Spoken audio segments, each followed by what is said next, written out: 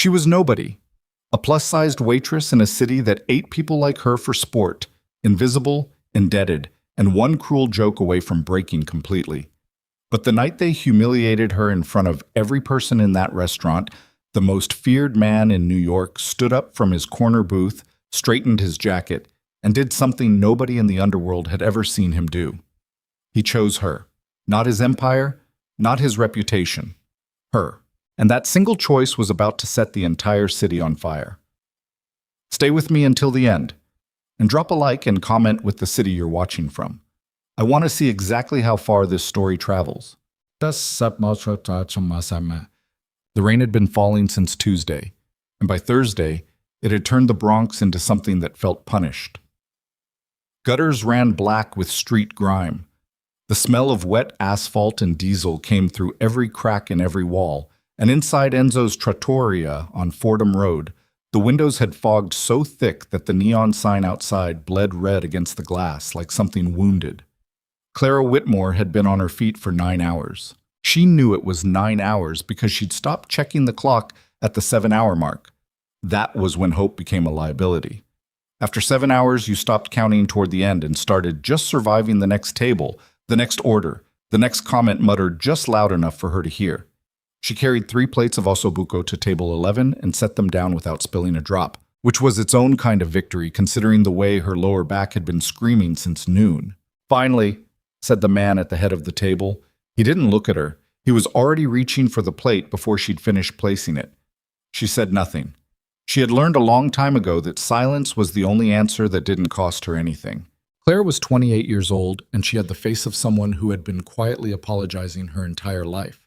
Not for anything she'd done, but for the space she took up, the size of her body, the way she existed in rooms where people had already decided she shouldn't.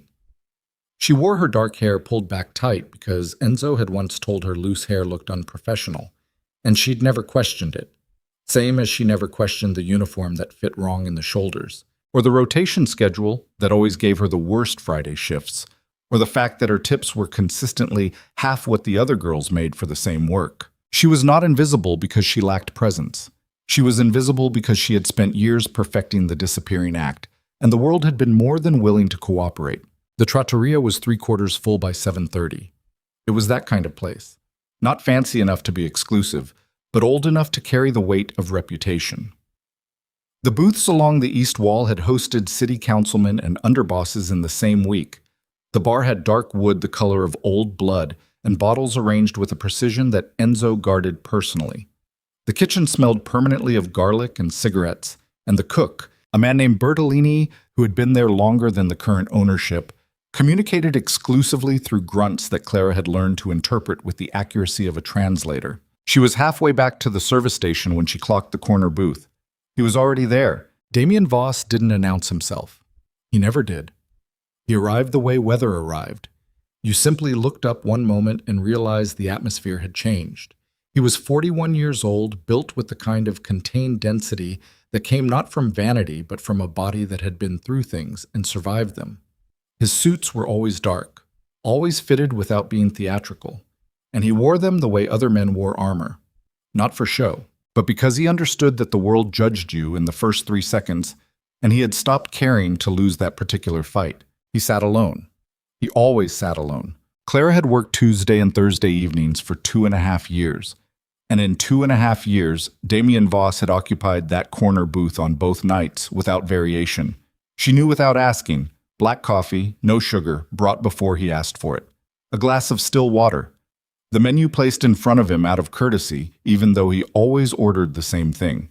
The branzino when it was fresh, the veal when it wasn't.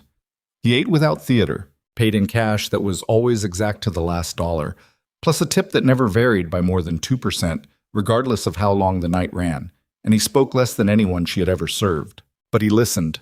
That was the thing she had noticed about Damien Voss that nobody else seemed to have caught, or maybe they had, and it frightened them. When she spoke, when she said anything at all, even something functional, like kitchen's running about 8 minutes on the fish tonight, he actually heard her. He didn't look through her. He didn't check his phone. He turned his attention toward her with the full weight of it, and it was a substantial weight. And it made her feel simultaneously seen and terrified because she had not been built to withstand being seen. She poured his coffee before he could signal for it. He looked up. "Rough night," he said. It wasn't a question. Clara set the carafe back on the tray. "Every night's a rough night. Some of them just have better lighting." Something shifted in his face. Not a smile. Damien Voss did not smile the way other men smiled. It was more like the slight relaxation of a tension he carried constantly, a momentary decrease in whatever internal pressure he was always running against. It lasted about 1 second, and then it was gone. "Sit down," he said. "I'm working." For 30 seconds, "Sit down." She didn't. She never did. But she stayed standing at the edge of the booth instead of moving away, which was its own kind of compromise, and she said, "You look like you haven't slept." "I haven't." "You want me to have Bertolini hold the fish until you've had the coffee?" "Yes." "Done." She picked up the tray. "Don't read your phone while you're eating. It makes your jaw tight." She walked away before he could respond, and she didn't look back, because looking back was how you lost ground you didn't have to spare. At the service station, Gina Rallo was refilling a breadbasket and watching Clara with the particular kind of smirk that Gina deployed the way other people deployed weaponry, casual, targeted, and with plausible deniability built in. Gina was 24, narrow-hipped, and had the social intelligence of someone who understood that cruelty organized into a group was almost never punished. "He asked you to sit again?" "He asked me to check on his order." "Sure he did." Gina's smirk widened. "Must be a daddy thing, or maybe he just likes his women with more to hold on to." She said it quietly enough that only Clara could hear, but the woman refilling waters 2 feet away definitely caught it, because she turned just slightly toward the sound and then back again, which was the move of someone who had heard and decided they were not involved. Clara set down the tray with more control than she felt. She had 2 responses available to her. She had learned them both and practiced them both, and neither of them ever actually changed anything. One was to say nothing, swallow it, keep moving. The other was to say something sharp back, which would result in Gina going to Enzo with a version of events that somehow turned the original insult into Clara's aggression. She had made the mistake of the second option twice in 2 years. The first time had cost her a Saturday shift. The second time had cost her a formal warning in her file. She said nothing. She went back to her tables. The night ran hard for the next hour. 2 large parties came in close together and backed up the kitchen, and Clara ran plates and managed complaints and refilled waters and did the math in her head the way she always did. Rent was 43 days overdue. The payment arrangement with the hospital billing department required her to hit a minimum of $200 every 30 days, or the account went back to collections, and she was $60 short with 3 days left in the month. Her mother's prescription costs had gone up again. The back of her neck felt like someone was pressing a thumb into the base of her skull. She was carrying a full tray, 4 entrees, 2 of them hot, the pasta threatening to slide on the uneven surface, when Marcus Calder stepped into the trattoria. She didn't know who he was, not yet. She would learn later that Marcus Calder was 26 years old, the youngest son of Vincent Calder, and that he had the kind of confidence that came from never having faced any real consequence in his life. He walked in with 3 other men, all of them loud in that particular way that announced itself before the door fully opened, and he stopped when he saw the corner booth. She saw him see Damien. Something passed over Marcus Calder's face. Amusement or contempt, or the performance of contempt for the benefit of his companions. He said something to the man on his right, and the man laughed, and then Marcus turned and his eyes moved across the room with the bored survey of someone who owned everything in his sightline and found it beneath him. They landed on Clara. She was 3 feet away, tray balanced on her forearm, trying to angle around the group toward table 9. Marcus stepped directly into her path. Not aggressively. That was the thing about men like him. They never did it aggressively. They did it with a smile that made you feel like the obstacle was somehow yours. "Hey," he said. "Sweetheart, we need a table. Host stand is at the front. Someone will seat you." "I'm asking you." "I'm carrying 4 entrees," Clara said. "I'll send someone over." 4 entrees.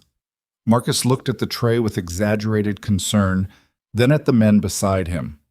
"She's going to drop that. You see how she's holding it? The tray's already tilting." It wasn't. The tray was level. Clara had been balancing trays for 6 years. "Sir, I need to—" "No, seriously." Marcus stepped closer, not threatening, just crowding. "Let me help, before you make a mess." And he reached out, not for the tray, but for her arm, a touch that was light enough to be deniable and pointed enough to be deliberate. And the motion shifted Clara's balance by exactly the wrong amount at exactly the wrong moment, and the tray tipped. It happened in less than 2 seconds. The pasta came down first, across the front of her uniform. One of the entrees caught the edge of a chair and shattered. The other hit the floor and sent sauce in a wide arc across the tile. Clara caught herself against the nearest table with one hand. The empty plates had gone down too, one of them breaking. And she was upright, she hadn't fallen, but the damage was done, and the room had gone to a specific kind of quiet that was worse than noise. Marcus Calder looked at the mess on the floor, and then at Clara, and then he laughed. Not a cruel laugh. That was almost worse. It was a genuine laugh, easy and untroubled, the laugh of a man for whom the moment was simply funny. A large woman covered in pasta sauce, embarrassed in front of a full restaurant. His companions followed immediately, reflexive and obedient. And around them, the room did the thing that rooms did. Some people looked away, some people watched, and nobody moved, because nobody knew whose business this was except the people already involved in it. Clara stood in the wreckage of 4 entrees and felt the heat move up from her chest to her throat, and she thought, with the exhausted clarity of someone who had rehearsed this moment in 100 different versions over 100 different humiliations, "I'm not going to cry. Not here. Not in front of him." She wasn't sure which him she meant. Enzo appeared from somewhere. He always appeared when there was a scene, with the timing of a man who monitored his restaurant the way a general monitored a battlefield. And he looked at the broken plates and the ruined food, and then at Clara with an expression that contained no sympathy whatsoever. "Get this cleaned up," he said, quietly. That was how Enzo delivered reprimands, quietly, so they couldn't be called out, only absorbed. "And get their table set up, east wall." He knocked the tray, Clara said. "Clara." He put his hand on my arm and... "Clara." His voice dropped another register. "Not now." She picked up the broken pieces from the floor. She could feel people watching her do it. She kept her head down and her breathing steady, and she thought about the $60 she still needed and the prescription and the back of her neck, and she made herself small and functional, and she did not look up, which was why she didn't see Damien Voss stand up from the corner booth. She heard it, though, the scrape of the chair, the particular quality of silence that moved through the room in a wave from the east wall outward, rippling across the tables the way a stone rippled water. And by the time it reached her, she was already looking up. Damien was standing at the edge of the corner booth. He wasn't moving fast. He wasn't moving with any kind of theater. He was simply standing, and the effect was the same as a temperature drop. Immediate, involuntary, and felt by everyone in the room simultaneously. Marcus Calder had gone very still. Damien walked toward the center of the floor with the measured pace of a man who had never once in his adult life needed to hurry to make a point. He stopped 4 feet from Marcus, and he looked at him for a long moment without speaking, and the silence between them was the loudest thing in the restaurant. Then he looked down at Clara, still crouched on the floor with broken pieces in her hands, and something happened in his face that she had never seen there before. Something that was not cold, something that was almost unbearable in its directness. He crouched down beside her. Damien Voss, in his dark suit, in the middle of Enzo's trattoria, on his knees on the tile floor, picking up pieces of broken plate alongside a waitress covered in pasta sauce. Nobody in the room breathed. "I've got it," Clara said, low, urgent, mortified. "You don't have to." "I know I don't have to," he said. His voice was quiet. Not gentle exactly. It wasn't a gentle voice, but it was directed at her with a precision that excluded everything else in the room. "Hand me the big pieces." She handed him the big pieces. He set them in the bus tub she'd pulled close. He stood up first, and then he held out his hand, and she looked at it for a moment. The hand of the most dangerous man in the borough, extended to help her off the floor of a restaurant. And she took it, and he steadied her as she stood. Then he turned to Marcus Calder. Marcus had been watching this with an expression that had moved through several phases. Amusement, confusion, the beginning of uncertainty. He still had 3 men at his back. He still had the posture of someone who had never been wrong in a room. "You know who I am," Damien said. It was not a question. Marcus Calder's jaw moved. "I know who you are." "Then you know," Damien said, his voice dropping to something that wasn't quite a threat yet and was considerably worse for not being one, that what I'm about to tell you is not negotiable. He did not shout. He did not gesture. The room had gone so quiet that Clara could hear the kitchen sounds from behind the closed service door, distant and separate, belonging to a different world. You're going to apologize to her, Damien said. You're going to do it now in front of every person in this building. And then you're going to walk out that door and you're going to tell your father that tonight was a misunderstanding, because that's the only version of tonight that ends without consequences you are not prepared for. Marcus Calder looked around the room. He looked at his companions. He looked at Enzo, who had gone still against the bar with the expression of a man who was mentally reviewing his insurance policy. He looked at Clara. She watched him decide. She watched the exact moment when ego lost the argument with survival instinct, and she watched him swallow it with the particular ugliness of a man who had never swallowed anything in his life. I'm sorry, Marcus said, flat, barely voiced. Say her name, Damien said, a beat of silence so sharp it had edges. I don't know her name. Then ask. Another beat. Marcus Calder looked at Clara with an expression she couldn't quite classify, somewhere between contempt and a dawning, reluctant discomfort, as though something was occurring to him for the first time. What's your name? He asked. Clara, she said. Her voice came out steadier than she expected. I'm sorry, Clara, Marcus Calder said. It didn't fix anything. An apology extracted under the threat of a man like Damien Voss was not an apology in any meaningful sense. It was a performance of compliance, and everyone in the room understood that, including Clara. But she was standing upright. She had not cried. And the man who had treated her like a punchline was standing in front of her with the particular hollowness of someone who had just lost something they hadn't known they were carrying. Marcus left. His companions followed. The door closed behind them with a sound that felt like a period at the end of a sentence. The room exhaled. Enzo started moving and talking, managing the aftermath the way he managed everything, by directing attention elsewhere and pretending the disruption was already historical. Clara stood with the bus tub in her hands and her uniform stained and her back still aching and the $60 still missing from her life. And she looked at Damien Voss, who was already moving back toward the corner booth, already rearranging himself into the composed, contained man that the room expected him to be. She followed him. She didn't think about it. She just followed him to the corner booth and stood at the edge of it and said, "You didn't have to do that." He sat down. He picked up his coffee, which had gone cold. I know.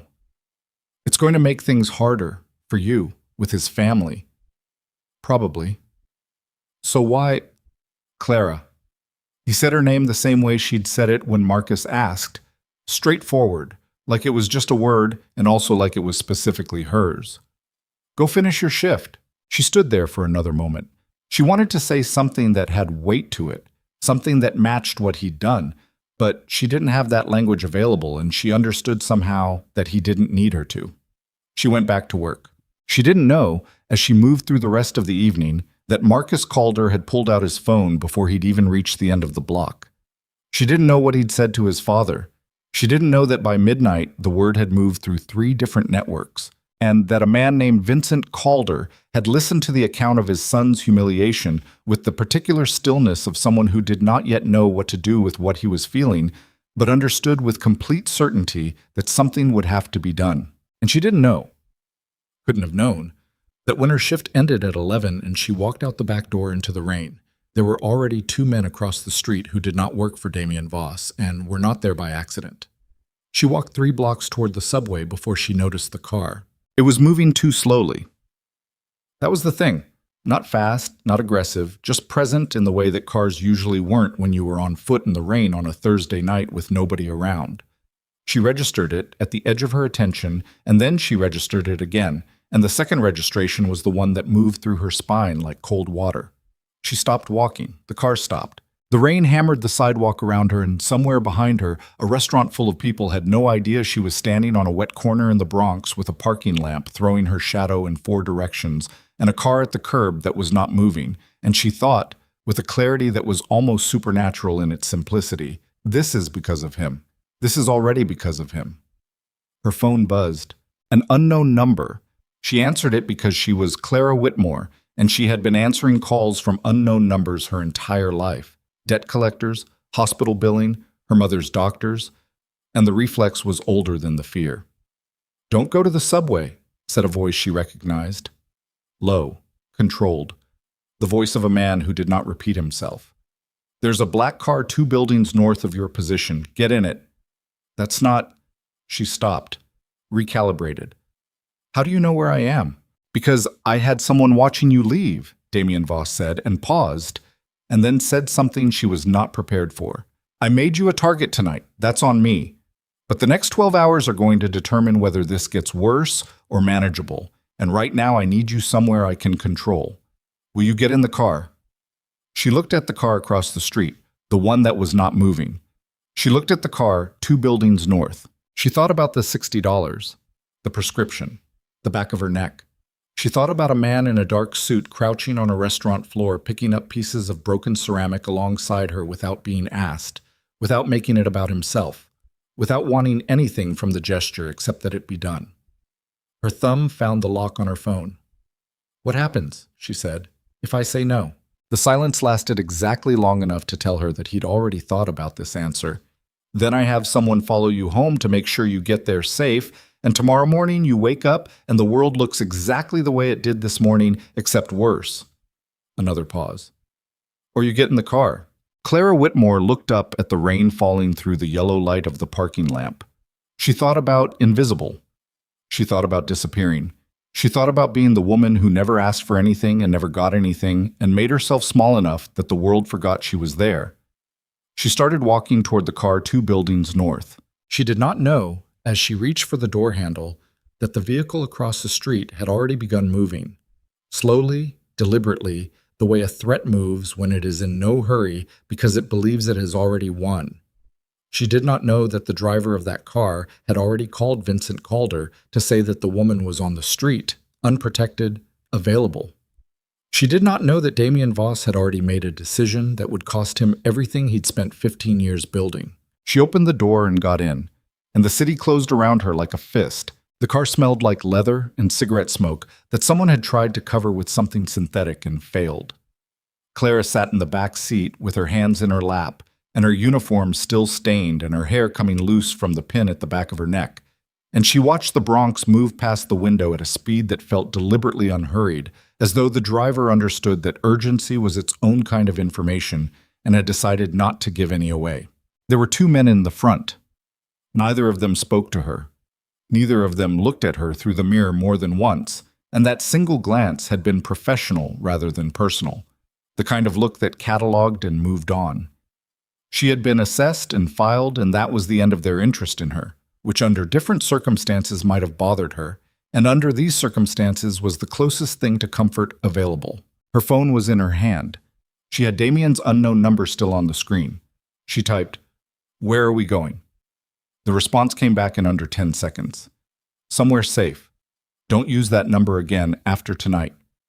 She stared at the message. Then she locked the phone and put it in her pocket and looked back out the window and thought about what safe meant to a man like Damien Voss, and whether it was the same word she had grown up using. They drove for 22 minutes. She counted because counting was the only thing she could do with her hands that didn't feel like panic. The car crossed into a neighborhood she recognized loosely, the edge of Riverdale, where the streets widened and the buildings stopped crowding each other and the trees were old enough to have opinions. They stopped in front of a brownstone that was 3 stories and unremarkable from the outside in the specific way that expensive things were sometimes unremarkable from the outside, as though the people inside had decided that the best security was indifference. The driver got out, opened her door, said nothing. Clara got out of the car and stood on the wet sidewalk and looked at the brownstone and then at the driver, who was already moving toward the front steps with the practiced efficiency of a man who had done this particular errand many times and found it neither interesting nor troubling. She followed him inside. The interior was nothing like she'd expected, which meant she realized immediately that she had been expecting something, some confirmation of the image she carried of what Damien Voss's world looked like up close. She'd expected dark wood and heavy curtains and the accumulated weight of money trying to announce itself. What she found instead was a space that was clean and spare and almost aggressively functional. Good furniture, but nothing theatrical. bookshelves that looked used rather than decorative, a kitchen visible through a doorway that had actual food on the counter. Not the kind of staged abundance that rich people sometimes performed, but the practical disorder of someone who actually cooked and didn't always have time to finish cleaning up. A woman was sitting at the kitchen table. She was 60, maybe 65, with close-cropped silver hair and the posture of someone who had once been told to sit up straight and had internalized it so completely that it had become structural. She looked up when Clara entered, and her expression did the thing that expressions rarely did when they landed on Clara. It did not perform neutrality over an initial reaction. It was just neutral, genuinely, efficiently neutral. The look of a professional who had been briefed and was proceeding accordingly. "Clara Whitmore," the woman said. Not a question. "Yes. I'm Renata. I work for Mr. Voss. Sit down." Clara sat at the kitchen table because there was no version of the next 30 seconds in which she didn't, and she watched Renata pour 2 cups of coffee with the unhurried competence of someone who did not consider this a social gesture. "You're not hurt," Renata said. Also not a question. No. Good." Renata set a cup in front of her. "There are clothes in the room at the top of the stairs. Second door, your size. You can change. He'll be here in 40 minutes. Clara wrapped her hands around the coffee cup. The warmth was almost violent against her palms. "He's coming here?" "Yes." "Why didn't he just... Why the car? Why not just meet me somewhere? Or... Because the car across the street from you was Vincent Calder's," Renata said, with the flat delivery of someone who had long since stopped softening information before delivering it. "And because Mr. Voss does not meet people in unsecured locations when Vincent Calder has people on the street." She sat down across from Clara. "Drink the coffee. Change your clothes. He'll explain the rest."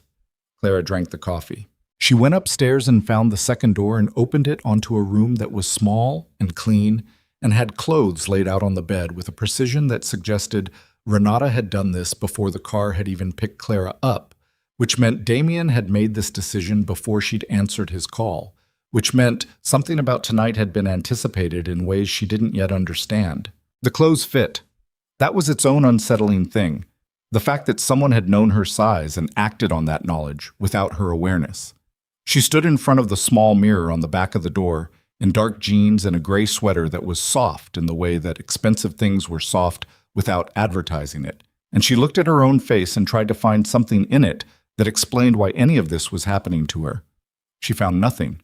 Her face was just her face. She went back downstairs. Damien arrived in 38 minutes, not 40.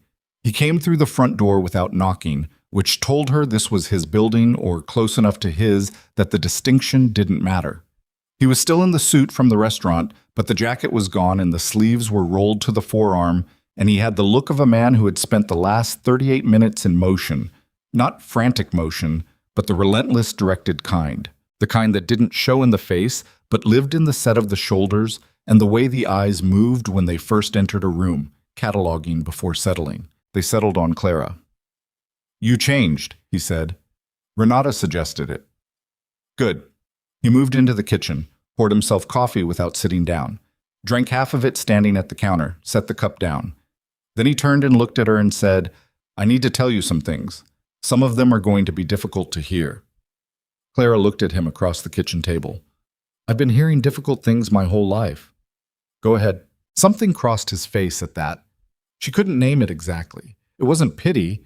She'd have recognized pity and walked out. It was closer to recognition, which was its own uncomfortable thing. He sat down. "Vincent Calder runs the east side of a distribution network that my organization and 3 others have a financial interest in," he said.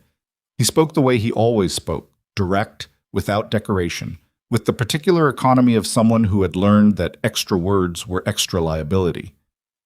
"We have an arrangement. Not a friendship. An arrangement. Tonight his son came into my restaurant and put his hands on someone under my roof.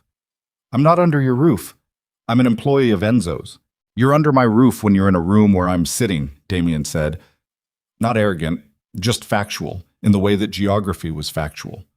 Marcus Calder knows that. His father knows that. The public apology I extracted tonight was a message, and Vincent received it. "What kind of message?" "That I won't negotiate the dignity of people in my space. even when doing so is inconvenient. Clara looked at her coffee cup. And now Vincent Calder has a car on my street. Had. Past tense, it's gone. Because you moved me. Because I moved you. She looked up. And what happens tomorrow when I go back to my apartment? When I go back to work? The car just doesn't come back? Damien was quiet for a moment. The refrigerator hummed. Outside, rain continued its argument with the city. That, he said, is what we need to talk about. Before he could continue, Renata appeared in the kitchen doorway with her phone in her hand and an expression that Clara was already learning to read. Not alarm exactly, but the predecessor to alarm, the tightening around the eyes that preceded information that required action. He's calling, Renata said. She held out the phone. Damien didn't move immediately. He looked at Clara for one more second, as though finishing a thought he hadn't yet spoken, and then he stood and took the phone and walked out of the kitchen. Clara heard his footsteps go toward the front of the building, heard a door close, and then heard nothing. She sat at the kitchen table and looked at Renata. Vincent Calder, Clara said. Yes. He's calling to... I don't speculate, Renata said. She refilled her own coffee and sat back down and picked up a small tablet from the edge of the table and began reading something on it. You should eat something. There's bread on the counter. Clara ate bread and did not ask more questions, and listened to the silence from the front room and thought about her apartment, where the window in the bedroom didn't close all the way, and she'd been meaning to fix it for 3 months, and somehow 3 months had become a year, and thought about whether any of the things she'd been meaning to do for a year still applied to her life, in the same way they had this morning. Damien came back into the kitchen 14 minutes later. He set the phone on the table. He stood with his hands flat on the counter for a moment with his back to her, and she watched the muscles across his shoulders do something she couldn't quite classify. Tension that was working to become decision. He turned around. Vincent wants to meet, he said. Tomorrow. About tonight. About tonight. About the arrangement. About several things that have been building for longer than tonight. He picked up his coffee cup.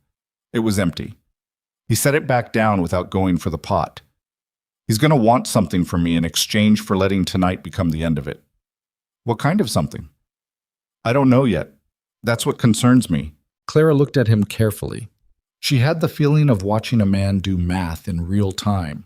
Not simple math, but the kind with multiple variables that shifted value depending on what you prioritized. She recognized the feeling because she did it herself, every month, with numbers that were less abstract and no less consequential. Does it involve me? She asked. The pause was its own answer. It might. How? Clara, tell me. I'm not going to sit in this kitchen eating bread while men in other rooms decide what my life looks like. How does it involve me? He looked at her for a long moment. Then he pulled out the chair across from her and sat down and leaned forward with his forearms on the table. And for the first time since she'd met him, she had the sense of a man who was closer to the surface than he preferred to be. Not vulnerable exactly, but present in a way that cost him something. The Calder family has been looking for a way to reframe the arrangement for 6 months, he said. They want a larger percentage of the East Side revenue. I've refused twice. What happened tonight, Marcus coming in, the scene he made, it wasn't random. Vincent doesn't have random children. Claire absorbed this. He sent his son to provoke you, to demonstrate that I have something to lose, which I didn't until... He stopped. Something moved across his face that he pulled back before it finished arriving. The message was that my position has a vulnerability. They were looking for what it was. And I'm it. He didn't answer immediately. He didn't need to. The answer was already in the geometry of the room, a woman sitting in his kitchen, in his clothes, in his building, at 11:30 at night, because he'd moved her here to keep her safe, and every person who needed to know that already knew it. You're not a vulnerability, he said. You're a person. That's not the same thing. In your world, it might be. In every world, people use what other people value to get what they want. That's not my world specifically. That's just the world. He held her gaze. I'm telling you this because you have a right to know what tonight actually was, and because what comes next is going to require you to make some decisions. What kind of decisions? Whether you want my protection, formally. She looked at him. What does that mean formally? The kitchen was very quiet. Outside, a car passed on the wet street, its headlights sweeping briefly across the ceiling through the window above the sink, and then the dark came back. "It means you move," he said. "Not permanently. For a period of time, until the situation resolves. It means you're not in your apartment, not on that block, not walking to the subway alone. It means people know you're connected to me in a way that makes you untouchable. Or a target. You're already a target. Tonight made that happen regardless of what you decide now. The only question is whether you're an unprotected target or a protected one." Clara set her hands flat on the table. She could hear her own pulse, not in her ears, in her hands, the slow, insistent pressure of blood moving through her body with complete indifference to the complexity of her situation. Her body was doing what it always did, continuing, regardless. "I have a job," she said. "I'll handle Enzo. I have an apartment. I'll cover it. I have a mother. She needs. Tell me what she needs." The directness of it caught her off guard.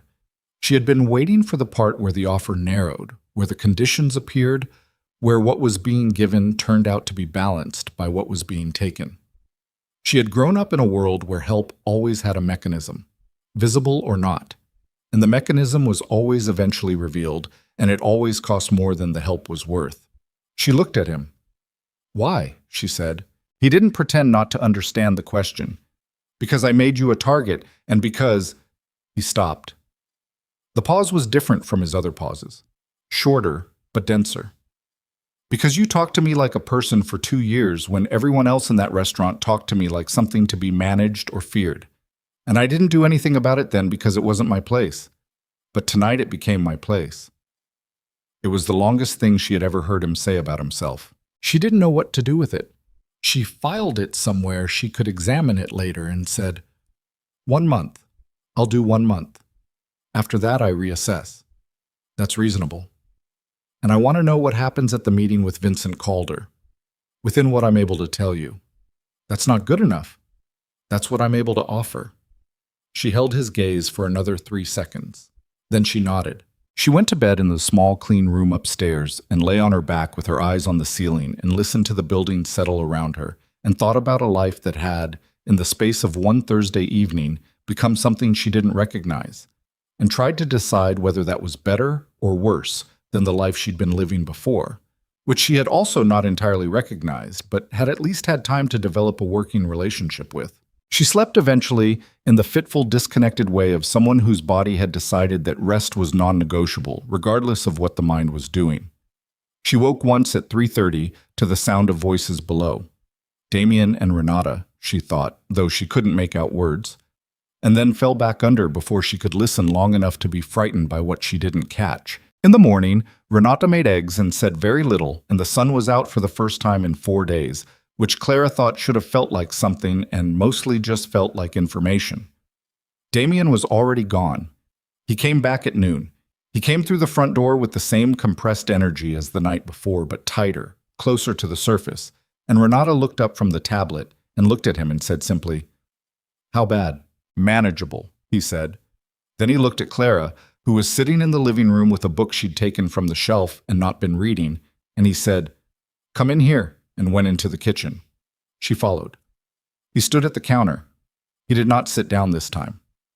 "Vincent wants the Northeast Corridor, 15% above current rate. He's framing it as a goodwill adjustment after last night. What he means is he wants to demonstrate that his son's humiliation had a cost, and if you say no, he escalates, operationally. Probably starting with supply chain interference, slowing product, redirecting it, creating shortfalls that cost everyone money and create pressure on my other partners to reconsider the arrangement." He crossed his arms. Not defensively. It was a thinking posture, weight shifted, jaw working slightly. He's patient. He's been building this case for 6 months. Last night accelerated his timeline, but it didn't change his strategy. "So what do you do?" "I'm still deciding." "What are your options?" He looked at her. "Why?" She set the unread book on the counter. "Because you said I have a right to know what tonight was. Last night was tonight, 12 hours ago. I still have the right." Something in his expression shifted, not softened exactly, but changed in the way that shifts in foundation changed the look of everything built on top of it. He had not, she understood, spoken to many people about the actual content of the decisions he made. He had people who executed decisions. He had Renata, who managed the logistics of decisions. He did not, as far as she could tell, have anyone who sat across from him in a kitchen and asked him to walk through the reasoning before the decision was made. Option 1, he said. I give Vincent what he's asking for, the 15%. It settles the immediate situation, loses me money and positioning, and tells every other partner that I can be pressured through personal associations. So not that. Not that. Option 2, I counter. Offer 5% as a face-saving gesture, frame it as a voluntary correction, make it look like his move. It might hold for 6 months. And option 3, the silence that followed was a different kind of silence than the ones she'd learned to read from him. Heavier, more deliberate. The kind that preceded something he'd already decided and was figuring out how to say. Option 3 is I call Vincent's bluff by going over him. There are 2 other family heads withstanding in this arrangement. If I bring both of them to the table and make it clear that the existing percentages are fixed by consensus rather than bilateral negotiation, Vincent loses the leverage to threaten me unilaterally. He can't escalate without their approval. He won't get it. That sounds like the right option. It is. It's also the option that takes 3 weeks minimum to arrange, requires me to make commitments to the other families that I would prefer not to make, and gives Vincent 3 weeks to do something unpredictable. He looked at her steadily. Which brings me back to you. Clara waited. During those 3 weeks, he said, Vincent is going to look for pressure points. You are a pressure point. I need you somewhere he can't reach you, and I need you to stay there without feeling like I've taken something from you to do it. She heard what was underneath that sentence, the fact that he had thought about what it would feel like to her, that he'd considered it separate from the operational calculus, not as a variable, but as a thing that mattered independent of its strategic value. You've thought about this a lot, she said, since approximately 9:47 last night. That's when the car stopped outside. That's when I knew it wasn't random. She looked at him. He looked back. The kitchen around them was ordinary. The refrigerator's hum, the morning light through the window above the sink, the smell of coffee still in the air from breakfast. None of it mapped onto the conversation they were having. She had that feeling again of her life being a container that had, overnight, been asked to hold something with completely different properties than what it had been designed for. 3 weeks, she said. Probably 3 weeks. And then? And then the situation is resolved and you can go back to... He stopped. Something went through his face, brief and unguarded, and she caught it before he could retrieve it. Something that looked like the beginning of a sentence he wasn't prepared to finish honestly. Back to what? She asked. He didn't answer. That was the moment she understood that the situation might resolve itself in 3 weeks. But something else. Something that had been accumulating for 2.5 years of Tuesday and Thursday evenings in a corner booth was not going to resolve itself on anyone's timeline, and that understanding sat between them in the kitchen like a third person, acknowledged by neither and impossible for either to ignore. She was about to say something, she wasn't sure what, something practical, something that would give them both an exit from the moment, when Renata walked in with her phone extended. It's Marcus, she said. Damien's face did not change. That was the frightening thing. It simply went flat, the way a surface went flat when pressure was applied from underneath. Everything still but the stillness itself, carrying information. Why is Marcus calling this number? Damien said. It was not addressed to Renata. He said his father doesn't know. He said he needs to talk to you before the meeting. Damien took the phone. He looked at it for one moment. Then he looked at Clara and said, Go upstairs. Damien? Now, Clara. Not harsh, but absolute, in the way that absolutes sometimes were. Not a wall, but a foundation, something that was what it was regardless of how you felt about it. Please. She went upstairs. She stood in the hallway at the top of the stairs, and she could hear his voice from the kitchen below, low and controlled, and she could not make out words, but she could hear the cadence, the particular way his voice moved when something surprised him, the slight increase in pace that was the only tell he had. She heard him say no, clear enough to catch even through the floor. She heard him say it again, then silence, then footsteps, and the sound of the kitchen door opening, and Renata's voice saying something in Italian that Clara didn't catch, and then more silence that was different from all the previous silences. Denser, pressurized, the kind of quiet that happened in the seconds before something structural gave way. She was still standing in the hallway when Damien appeared at the bottom of the stairs. He looked up at her. His face had done the thing she'd never seen it do before. Not in 2.5 years of Tuesdays and Thursdays, not in the restaurant last night, not in the kitchen this morning. It had lost the composure, not dramatically, not in the way of someone falling apart, but the way a current lost voltage, present, functioning, but reduced, running on something less than full capacity. Marcus didn't come into the restaurant on his father's orders, he said. Clara looked at him.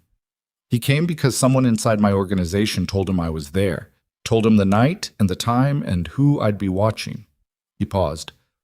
Someone told Marcus Calder that the waitress in the corner booth meant something to me, before I knew it myself. The hallway was very quiet.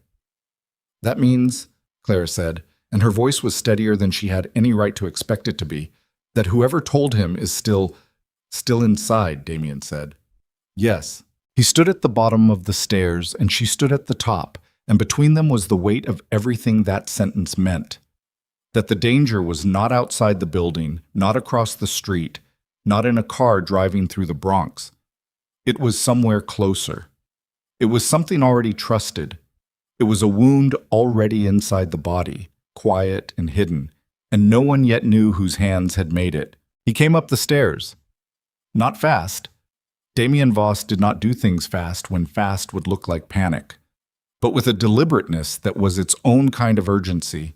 And when he reached the top and stood in the hallway 3 feet from where Clara was standing, she could see it in the way he held himself, the controlled stillness of a man whose internal architecture was sustaining a load it had not been designed for. Come downstairs, he said. Tell me here. He looked at her. Something moved behind his eyes. Not reluctance, but the brief calculation of a man deciding how much truth the next 30 seconds could hold. He made the decision the way he made all decisions, quickly, completely, without visible revision. Marcus said the tip came from inside my operation. Someone with access to my schedule, my location patterns, my personal associations. The last 2 words came out with a flatness that told her he found them inadequate and had used them anyway because the alternatives were worse. He says his father didn't authorize the restaurant. Vincent is running his own play, but Marcus walking into Enzo's that night was someone else's move. Who? That's what I need to find out. How many people have access to that kind of information? 4, maybe 5, depending on how recent the leak is. He said it without expression, but she watched his jaw set on the last word. Set and release once, like something being tested and confirmed as solid. She followed him downstairs. Renata was in the kitchen with the tablet face down on the table and her phone in her hand, and the look of someone who had already run the same calculations Damien was running and arrived at conclusions she wasn't ready to speak aloud. She looked up when they came in. She looked at Damien, and then at Clara, and then back at Damien. I've pulled the access logs from the last 2 weeks, she said. Schedule entries, location pings, anything that would have told someone you were at Enzo's Thursday nights. And? 7 people accessed the Thursday rotation in the last month. 4 of them have clearance for personal location data. She set the phone on the table, face up. 4 names on the screen. Clara didn't recognize any of them. Damien looked at the names. He didn't touch the phone. He stood with his hands at his sides and looked at the names the way a surgeon might look at an X-ray. Not emotionally, but with a precision that was its own form of feeling. The feeling of a person whose professional identity was built on the ability to read things accurately, and who was confronting the possibility that something had been unreadable to him for longer than he knew. Pull everything, he said. Communications, financials, movement, 48 hours either side of Thursday. Already running. He nodded. He pulled out his own phone and looked at it and put it back in his pocket without doing anything with it, which was the most agitated Clara had seen him. The phone going back into the pocket unused was a man stopping himself from making a move he hadn't fully thought through. The meeting with Vincent, Clara said. Both of them looked at her. It's still happening today. Yes, Damien said. If someone in your organization tipped off Marcus, and if Marcus is now warning you about it, then either Marcus is genuinely trying to help you, or Marcus is the second move in something his father built with your insider's help, and the warning is designed to send you in the wrong direction before the meeting. The kitchen was very quiet. Renata looked at Damien. Damien was already looking at Clara with the expression she'd seen once before. The one that wasn't quite surprised, because he wasn't a man who surprised easily, but was the closest thing to it that his face could produce. "Which is it?" Clara said. "I don't know yet," he said. "That's the problem." She sat down at the table. She put her hands flat on the surface.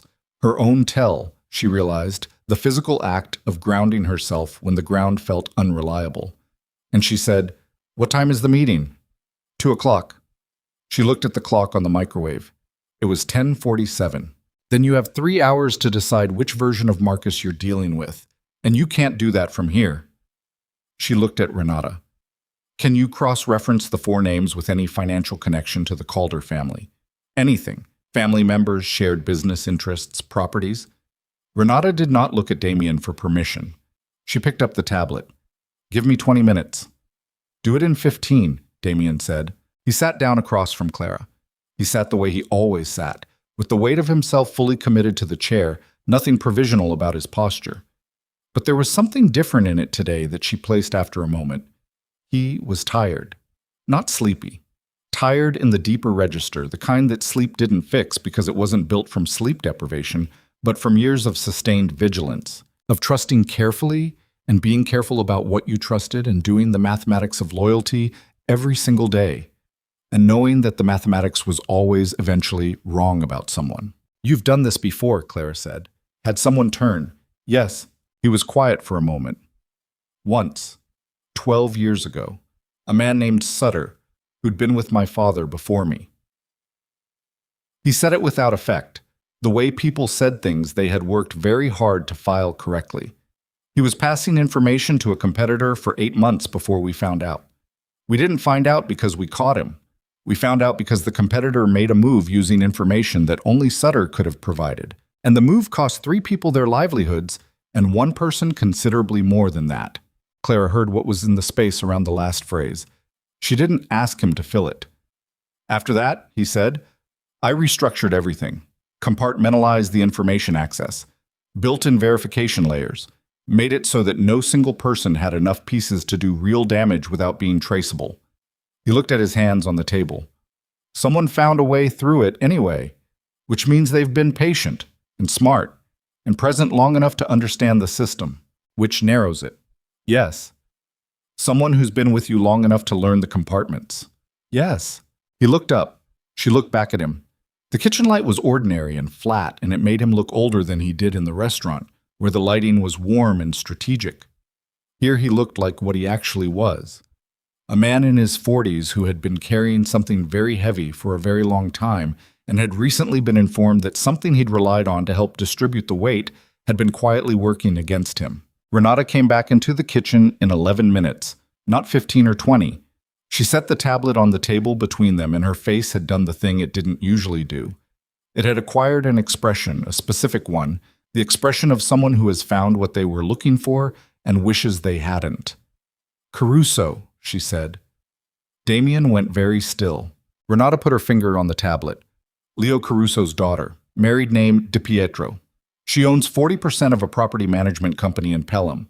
The company's other major stakeholder, through 2 shell entities, traces back to a holding group that Vincent Calder's brother-in-law incorporated in 2019. The name Leo Caruso sat in the kitchen like a dropped temperature. Clara didn't know the name, but she could read the room, and the room had changed in the way that rooms changed when a specific kind of information entered them. Not dramatically, but completely. The way the quality of light changed when a cloud moved across the sun. Everything was the same, and everything was different, and the difference was in how you understood what you'd been seeing. "Leo's been with me for 11 years, Damien said. His voice had not changed in volume or cadence. That was the worst part, and it hadn't changed at all. "I know," Renata said. "He was at my father's funeral." "I know." "He was the one who—" Damien stopped. He put the back of his hand against his mouth for one moment, a gesture so brief and private that Clara almost looked away from it. Then it was gone, and his hand was on the table, and his face was the face she knew. "He was the one who told me when I took over that loyalty was the only currency that didn't inflate. He said it to me specifically. Those words. People say things they need to believe," Renata said. quiet, precise. The tone of someone who had learned to deliver unbearable things in bearable packages. "Pull him in," Damien said. "If we pull him before the meeting, Vincent will know we know." "I don't care what Vincent knows." "Damien." Renata's voice had something new in it. Clara had not heard her use his first name before. "If Leo knows we're onto him and the meeting falls apart, Vincent has no reason to hold his other options. We lose the 3-week window. We lose the coalition play. We end up reactive instead of ahead." The refrigerator hummed. A car passed outside. Damien's hands were flat on the table. Clara watched them. She watched the specific stillness of them. The kind of stillness that was not calm, but was the suppression of something that very much wanted to be the opposite of calm. "Let him go to the meeting," Renata said. "Let Leo think he's still invisible. Use what he doesn't know we know." "And what does Leo think he knows?" "He thinks he set the board. He tipped Marcus. Marcus comes in and makes a scene. You react emotionally. Vincent uses your reaction as the basis for the renegotiation. He thinks you're walking into that meeting already destabilized." "He's not wrong," Damien said. "He is wrong," Clara said. They both looked at her. She had not planned to speak. The words had arrived with the same involuntary quality as the decision to get into the car the night before, not thought out, just present, pulled up from somewhere that operated below deliberation. "He thinks you're destabilized because of last night," she said. "Because of the restaurant, the scene, the car outside. He thinks you made an emotional decision, and now you're operating from a compromised position." She kept her eyes on Damien. "But you're not. You know what he doesn't know you know. That's not a compromised position. That's the only position that matters." The kitchen was very quiet.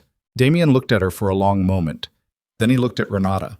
Renata was looking at Clara with the assessment expression, the cataloging look.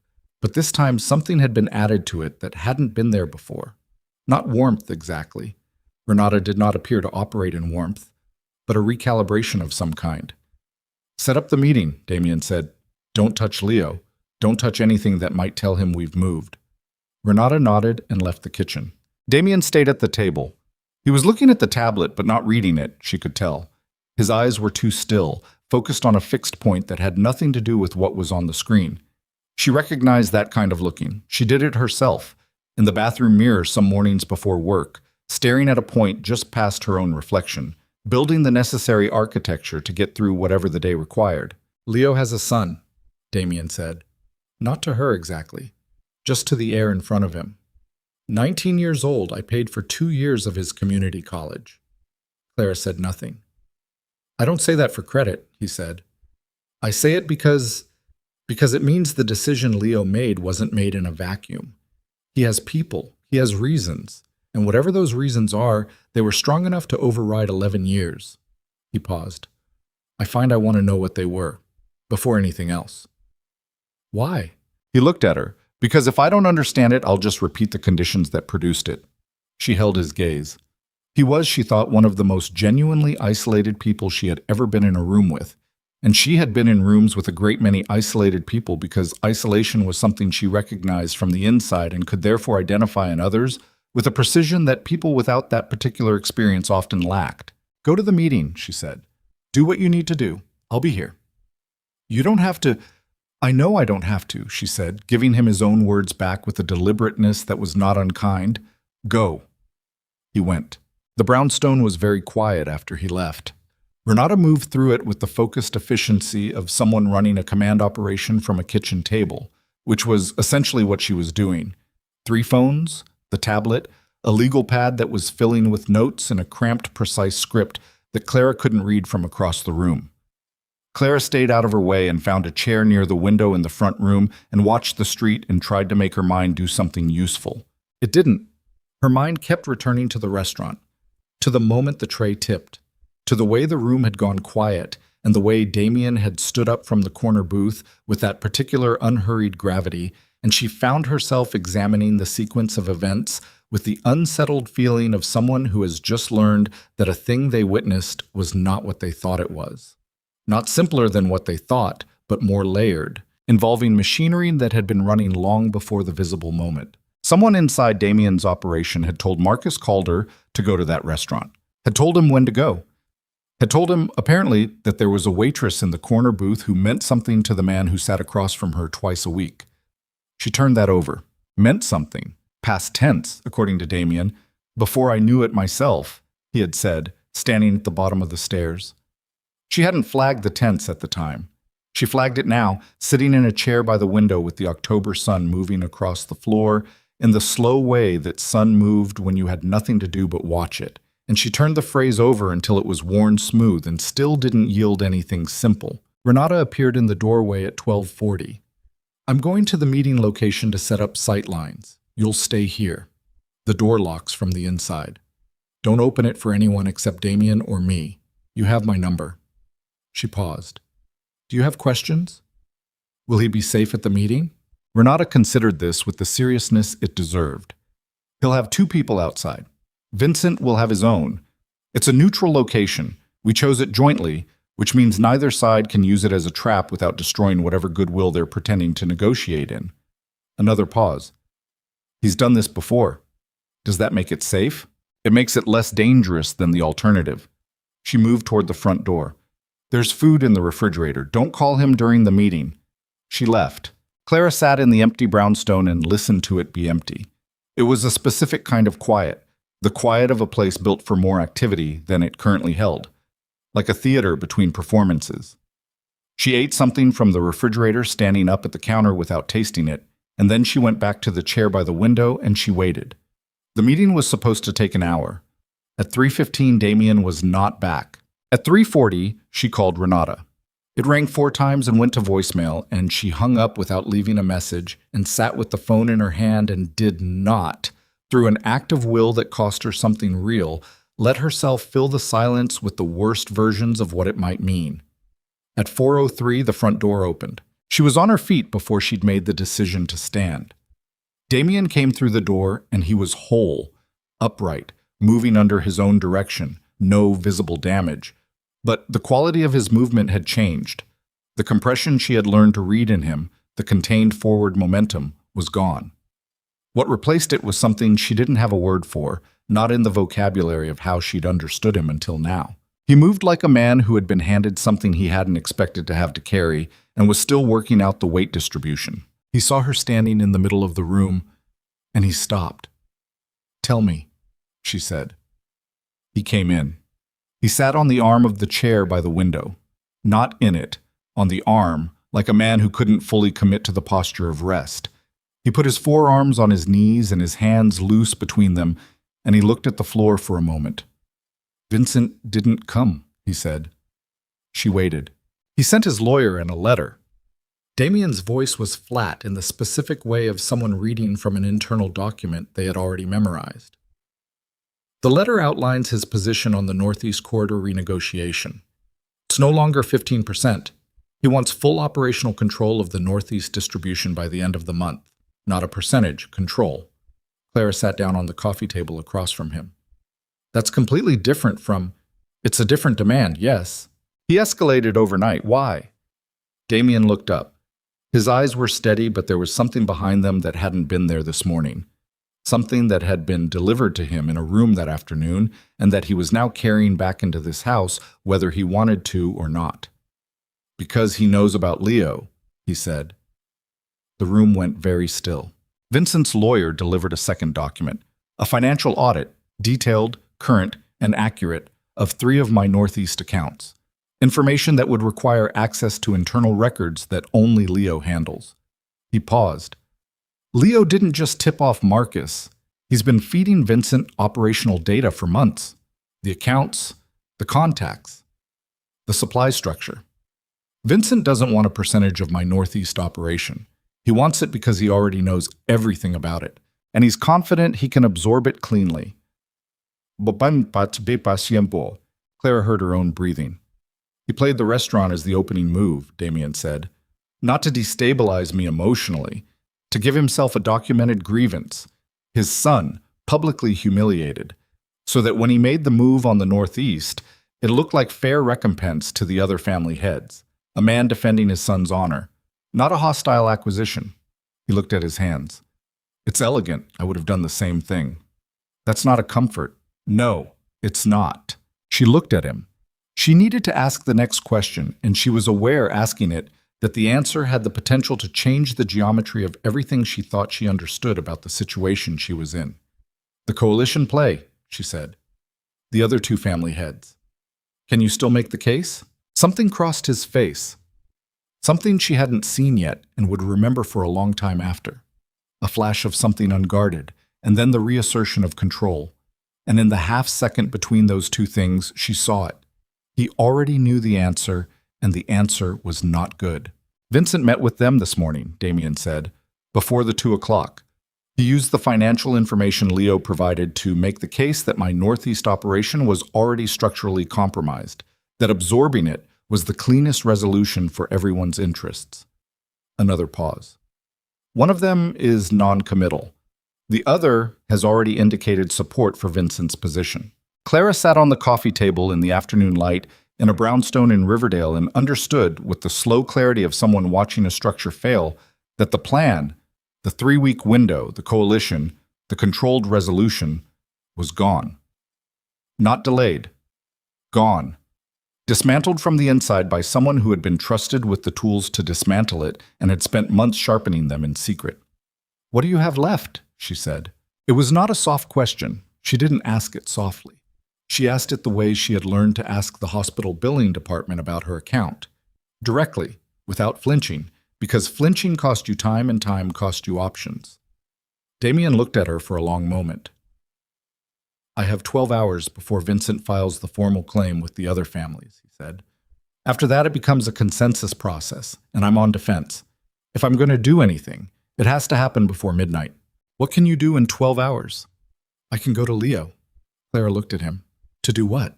"To ask him," Damien said, quietly. "Before anything else. I told you this morning, I want to understand it before I do anything else. The why. The actual reason." He looked at her, and then, depending on what he says, there may be something salvageable.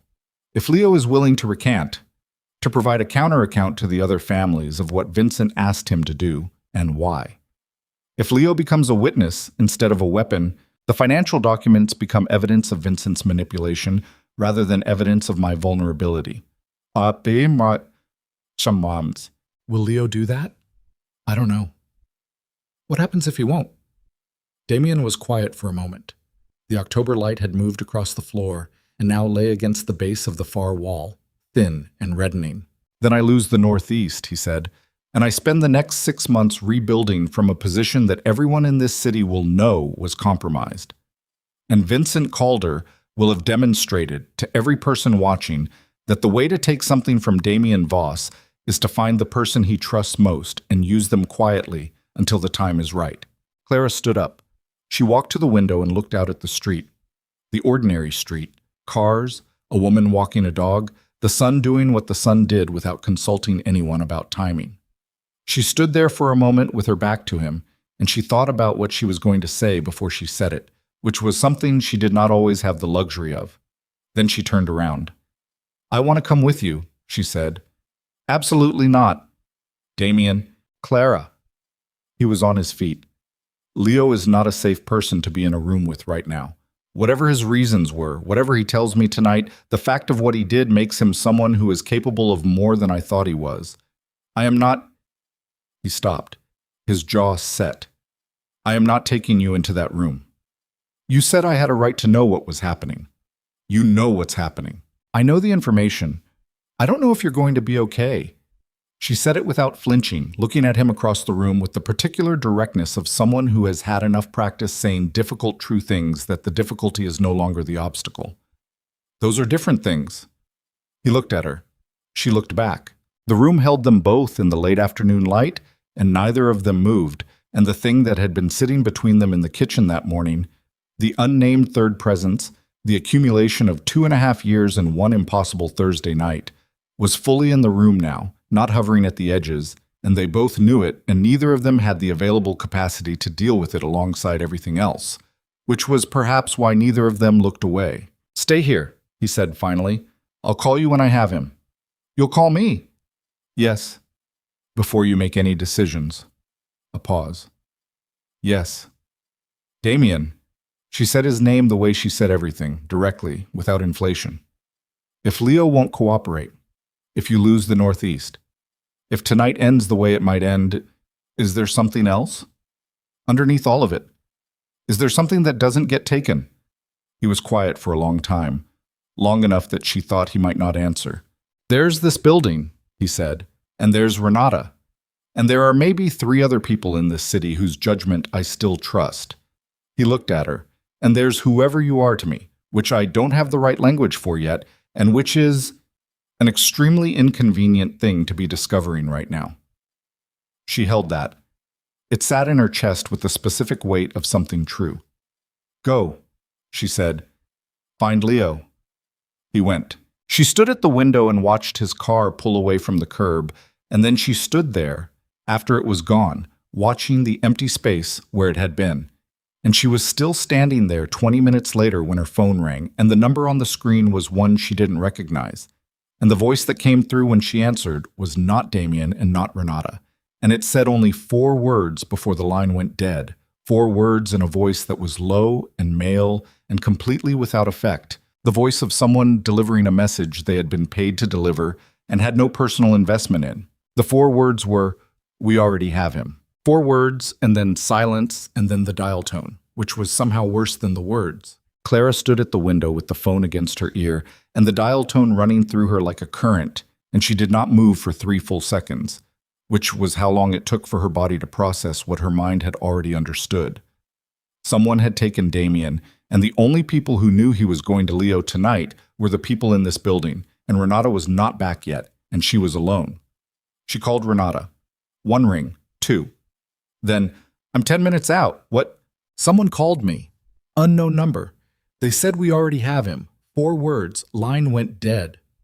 Silence on Renata's end that lasted exactly long enough to tell Clara that Renata understood what those 4 words meant and was deciding how to respond to them in real time. Don't leave the building, Renata said. Lock the kitchen door as well as the front. I'm coming now.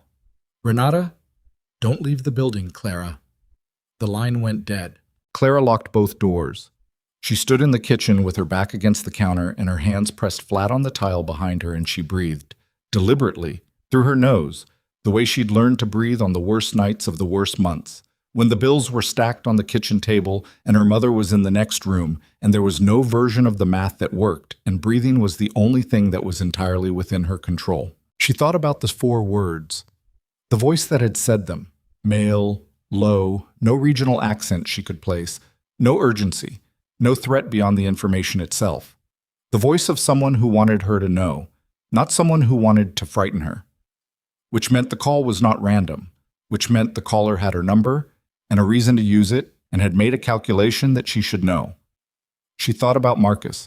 Marcus Calder, who had called the brownstone to warn Damien. Marcus, who according to Damien had said his father didn't know about the call. Marcus, who had initially walked into Enzo's as what she now understood was the opening move of his father's long game, but who had, apparently, developed second thoughts about the specific human being caught in its mechanism. She found the original unknown number, the one Damien had called her from the night before, the one he'd told her not to use again after tonight. She stared at it. Tonight was tonight. The prohibition had not technically expired. She called it. It rang 6 times. She was already composing the words for a voicemail, the tight, controlled sentences of someone leaving a message in a crisis, when the line picked up and a voice said, "This number is—" "I know what this number is," she said. "I need you to tell me where he is, now." A pause, long enough that she thought the line had dropped. Then, "Who is this?" "Clara Whitmore. I was in the restaurant Thursday night. She stopped. She didn't have a word for what she was. She used the only word that had operational weight. "I'm in his building, and someone just called me and told me they have him, and you are the only person I can think of who might know where they would take him." Another pause. Longer this time. "How did you get this number?" "He called me from it last night. I kept it." She pressed her free hand harder against the tile. "Are you going to help me or not?" She heard breathing. She heard, in the background, a television, or maybe traffic, and then the muffling sound of a hand going over the receiver and a muffled exchange she couldn't make out. Then the hand came off, and the voice said, My father has a warehouse in Hunts Point, Old Fish Market, east side of the district, Edgewater Road. He uses it for... It's where he takes people when he wants to have conversations without documentation. Is that where Damien is? I don't know. I'm telling you where it would be if my father made this move. A pause. I didn't know he was going to do this tonight. I want you to know that. It doesn't change what's happening. No, Marcus Calder said. It doesn't. Another pause, and in it something that might have been the sound of a young man doing a calculation about how much of his father's empire he was willing to burn down before the night was over. There'll be 4 men minimum. My father doesn't go anywhere with fewer. Will Vincent be there? If he wants to do this personally, yes, he'll want to be there. Thank you, Clara said. She hung up. She called Renata back. Renata answered on the first ring. I'm 4 minutes out. Hunts Point, Old Fish Market on Edgewater Road. That's where they have him. Silence. Then, how do you know? Marcus Calder told me. The silence this time had a different texture. You called Marcus Calder. I called the number Damien used last night, Marcus answered. She pushed off from the counter. 4 men minimum. Vincent probably on site personally. Renata's voice, when it came back, was the voice of someone who had made a decision and moved on from making it in the span of a single breath. I'm rerouting. Give me 8 minutes. Do not. I'm coming with you. Clara, he told me to call him before he made any decisions. He didn't call. That means he couldn't call, which means this is already past the decision point, and sitting in this building is not something I'm able to do. She heard her own voice, and it surprised her.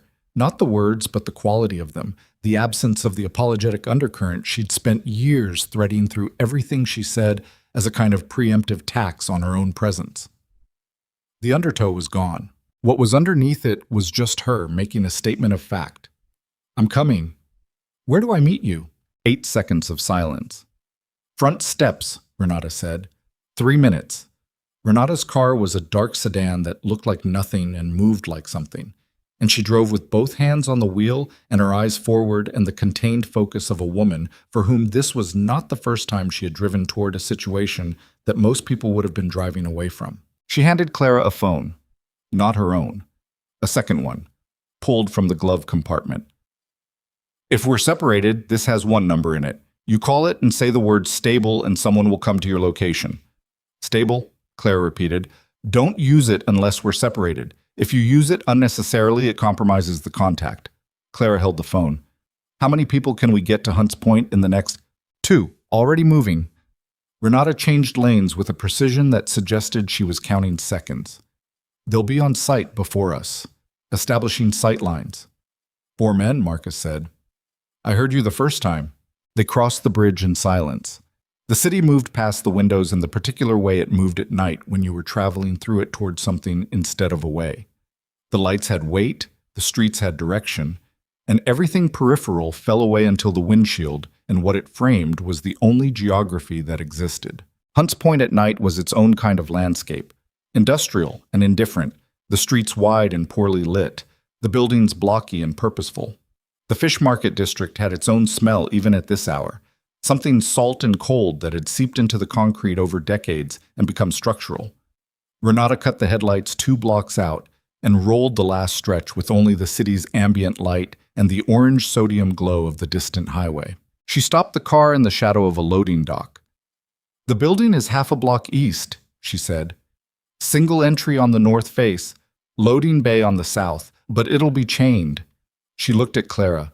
Her voice was level, but her eyes were doing the cataloging thing, the assessment, and this time Clara held it without looking away. You stay behind me. You do not move unless I tell you to move. If I tell you to go back to the car, you go back to the car. Those are not negotiable. Understood. I mean it. I know you mean it, Clara said. Let's go. They moved through the shadow along the face of the loading dock. Renata ahead and Clara 3 feet behind, and the cold came off the river in gusts that pushed the smell of salt and diesel into their faces, and Clara's heart was doing something she could feel in her throat. Not fear exactly. Fear had a specific quality, a loosening, but something closer to the sensation of maximum aliveness, every nerve ending reporting in simultaneously. She had never done anything like this in her life. She had stood in a restaurant for 6 years and absorbed insults and done math that didn't work, and carried trays that were too heavy and made herself small enough to fit inside the space the world allocated to her, and she had never once run towards something dangerous in the dark. It felt, against all logic, like the most like herself she had been in years. The building was concrete block, large windows blacked out from the inside, a single metal door on the north face with a light above it that was working.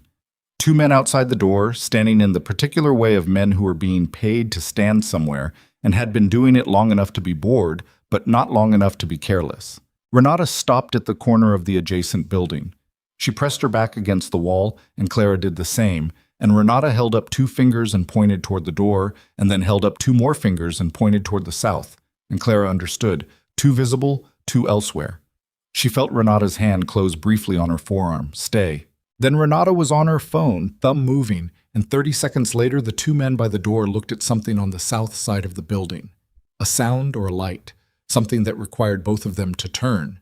And when they turned, 2 shapes emerged from the darkness on the east side of the loading dock, with a speed and economy of motion that Clara would later struggle to describe accurately because it was over before her brain had fully processed that it had begun. The door was clear.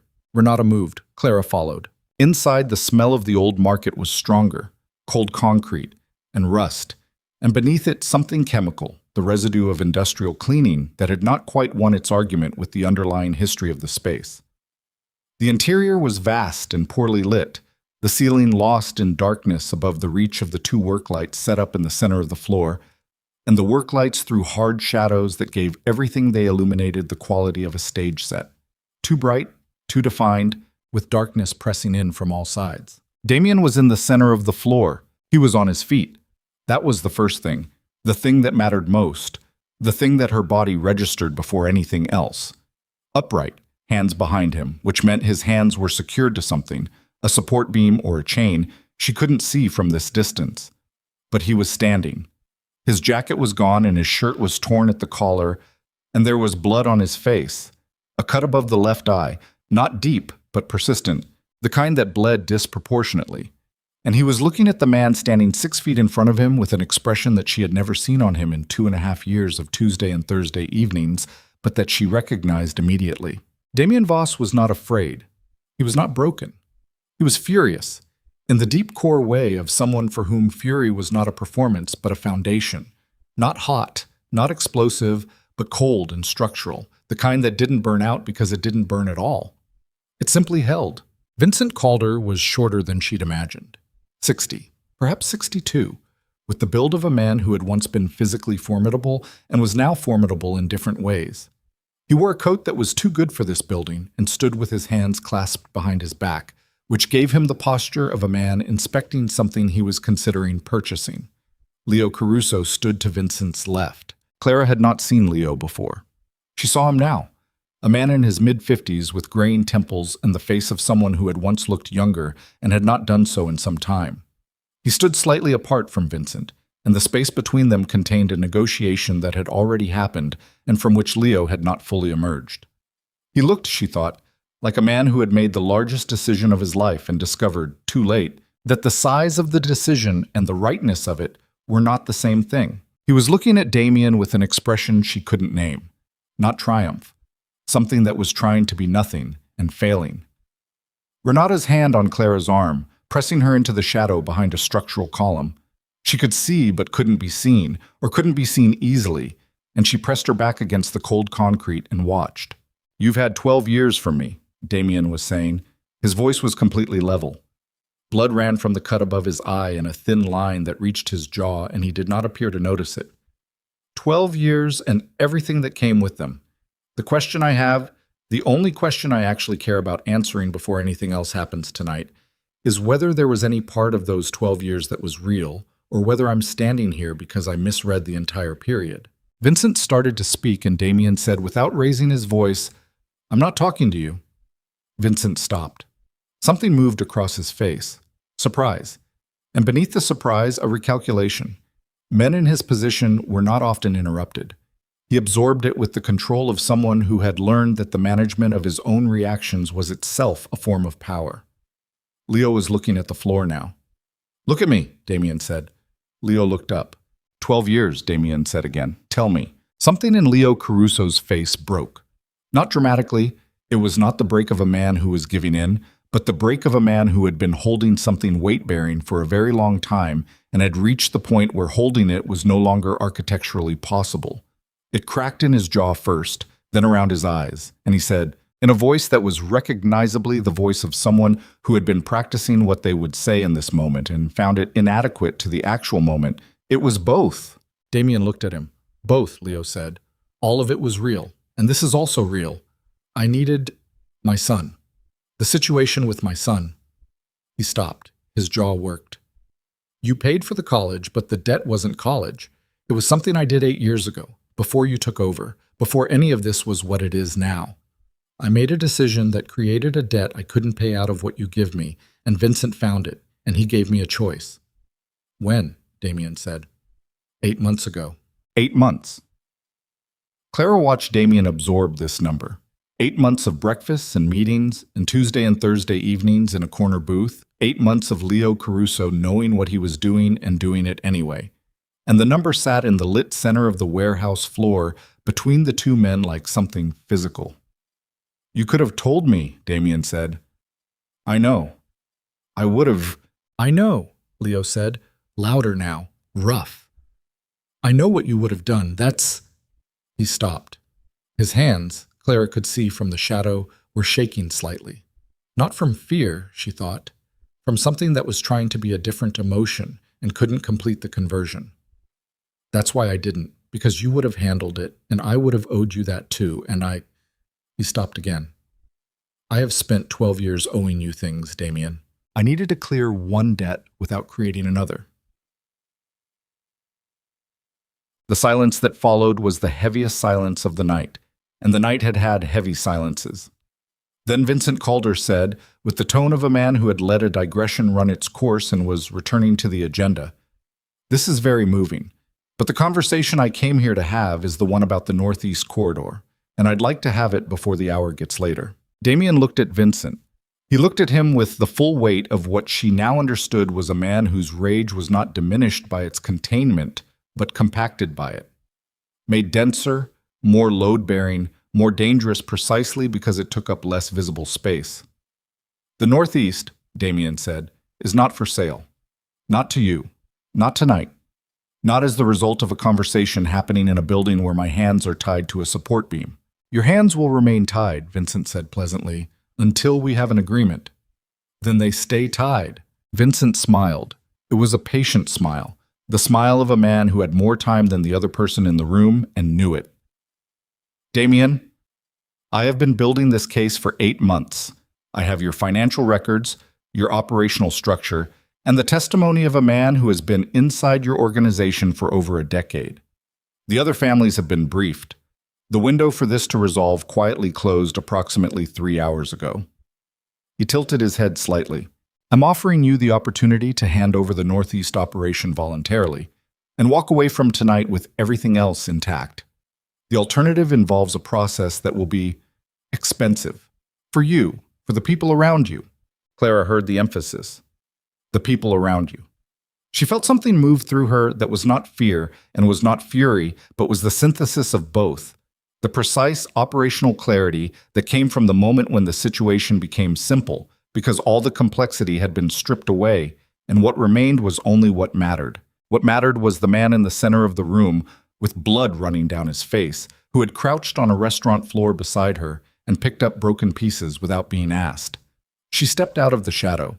Renata's hand shot out and missed her by half a second, and then Renata made a sound that was the quietest possible expression of a very loud feeling, and Clara was already moving into the light. Vincent Calder saw her first. His expression moved through several phases in rapid succession: recognition, confusion, reassessment, and then settled into something that was almost amused, which was worse. Damien saw her, and his face did something she had never seen it do. The fury dropped. Not the control, not the composure. Those held. They were load-bearing, and they held. But the fury dropped, and what replaced it, for one unguarded second, was something she could only describe as the expression of a man who had been in a very dark room for a very long time and had just watched someone walk through the wall. "Clara," he said, low. An entire conversation in 2 syllables. "I'm here," she said. She kept walking until she was standing in the full light of the work lamps, and she could see everything. The cut above Damien's eye, the chain on his wrists, Leo standing with his broken expression, Vincent with his patient smile, and the 2 men flanking Vincent who had straightened when she appeared and were watching her with the professional attention of people deciding whether she was a problem. She looked at Vincent Calder. She had spent her life being underestimated by men who looked like him, men who stood in rooms with their hands behind their backs and made decisions about what other people were worth. She was very familiar with the look on his face. She had been receiving it since she was old enough to stand in front of people and have them decide, in the first 3 seconds, that she was not a relevant variable. She used it. "Mr. Calder," she said. Her voice was steady in the way that her voice was always steady when everything else was falling apart, which was a skill she had not previously considered valuable and was revising her assessment of in real time. "You've been building this case for 8 months. Forensic financial records, operational documentation, internal testimony." She watched his expression. The smile was still there, but it had changed in some minor way, a small shift in the muscles around his eyes. "That's a substantial investment of time and resources. It would be unfortunate if the documentation you've built were to be examined in a federal context rather than a private one." The smile stopped moving. "I have a friend," she said. I use the word loosely. She's the assistant director of the Financial Crimes Division of the U.S. Attorney's Office for the Southern District of New York. She and I went to the same high school, and we have dinner twice a year, and I called her 40 minutes ago from a car on the way here. This was not true. None of it was true. But Clara Whitmore had been managing dangerous men in confined spaces for 6 years, and she knew, with the bone-deep instinct of long practice, the precise moment when a room shifted, the moment when the person with the power stopped performing certainty and started doing the math. I told her about the financial documentation you've been building. I told her about the meeting that was supposed to happen today that you chose not to attend in person. I told her about the location we were going to tonight and what was happening in it." She paused. "She's a thorough person. She was going to pull everything regardless of what I told her next. The question I gave her was whether she pulled it quietly or loudly." Vincent Calder had gone very still. His 2 men were looking at him. Leo was looking at her. And Damien. Damien was looking at her with the expression of a man who was calculating in real time, not the content of what she was saying, but the woman who was saying it, recalibrating something in his understanding that had apparently been slightly off and was now correcting itself. "You're bluffing," Vincent said. His voice was still controlled, but the pleasantness had gone out of it the way warmth went out of a room when the heat was cut. Suddenly, completely, and with a cold that had been there all along underneath. "Maybe," Clara said. "Are you confident enough to find out?" The warehouse was very quiet. The river smell came through a gap somewhere in the roofline, cold and mineral, and the work lights hummed their single low note, and somewhere outside on Edgewater Road, a truck went past with the sound of heavy machinery moving through the night. And then it was quiet again. Vincent Calder looked at her for a long time. He looked at her the way men like him looked at things they had miscategorized, not with the anger of someone who had been beaten, but with the focused attention of someone revising a filing system, locating the correct drawer, deciding where to put the new information. Then he looked at Leo. Something passed between them in that look. The entire mechanism of the last 8 months, the debt, the deal, the 8 months of constructed advantage, and the single variable that had not been in the model because nobody had thought to put it there. A plus-sized waitress from the Bronx with a pasta stain on her work history, and $60 missing from her monthly payment arrangement, and a voice that did not shake. "Release him," Vincent said. One of his men moved to the support beam. Clara heard the chain, and then she heard Damien's breath. A single controlled exhale. The breath of a man whose body had been managing something for the last several hours and was being allowed to stop. And then he was standing free, rolling his wrists, his eyes on her. Vincent buttoned his coat. "This conversation," he said to the room in general and no one specifically, "is not concluded." "No," Damien said, "but tonight it is." Vincent walked out. His men followed. Leo stood for a moment in the empty center of the room, looking at Damien with the broken expression she'd seen before. And Damien looked back at him without speaking. And then Leo walked out too, and the warehouse door closed with a sound like a period at the end of a very long sentence. Renata appeared from the shadows with the expression of someone who had watched an operation go completely off plan and arrive at the correct destination by an entirely unauthorized route. Damien crossed the floor to where Clara was standing. He stopped in front of her. The blood from the cut above his eye had dried into a dark line on his jaw. He was looking at her in a way that she thought she would spend a long time trying to accurately remember, as though she had just performed a version of herself he had suspected was there and was now confronted with the evidence. "The assistant director of the Financial Crimes Division," he said. "I don't know anyone in the U.S. Attorney's Office," Clara said. "I know you don't." He didn't know that. "No," Damien said. He didn't. He was quiet for a moment. His hand came up, slowly, with the careful deliberateness of a man who was accustomed to measuring the force he applied to things and was applying very little. And his knuckles touched her jaw, briefly, the way you touched something you were confirming was real. "He thought you were someone who had nothing to lose." "I had everything to lose," Clara said. "I just decided the math worked out." He looked at her. His hand was still at her jaw. The work lights hummed, and outside the city went about its business with complete indifference to what had just happened inside this building. And then Renata said, from somewhere behind them both, in the tone of a woman who had been keeping the operational situation in mind while everyone else had been having a moment, "We need to move. Leo is not contained and Vincent is not finished, and I would like to do the rest of this from somewhere that is not a fish market." She was right. They all knew she was right. But Damien did not immediately move, and Clara did not step back, and the space between them held for one more second everything that had accumulated, and everything that was still coming, and everything that, one way or another, they were going to have to. They drove back in the same dark sedan, and nobody spoke for the first 6 minutes, which was the amount of time it took to clear Hunts Point and get back onto the elevated expressway, where the city opened up on both sides, and the lights of it ran in every direction like something that had no interest in the specific human drama moving through its middle. Renata drove. Damien sat in the front passenger seat with his head back against the headrest and his eyes on the ceiling of the car, not sleeping. She could see the muscle in his jaw working at intervals, slow and deliberate, the physical evidence of a mind still running at operational speed despite everything his body had been through.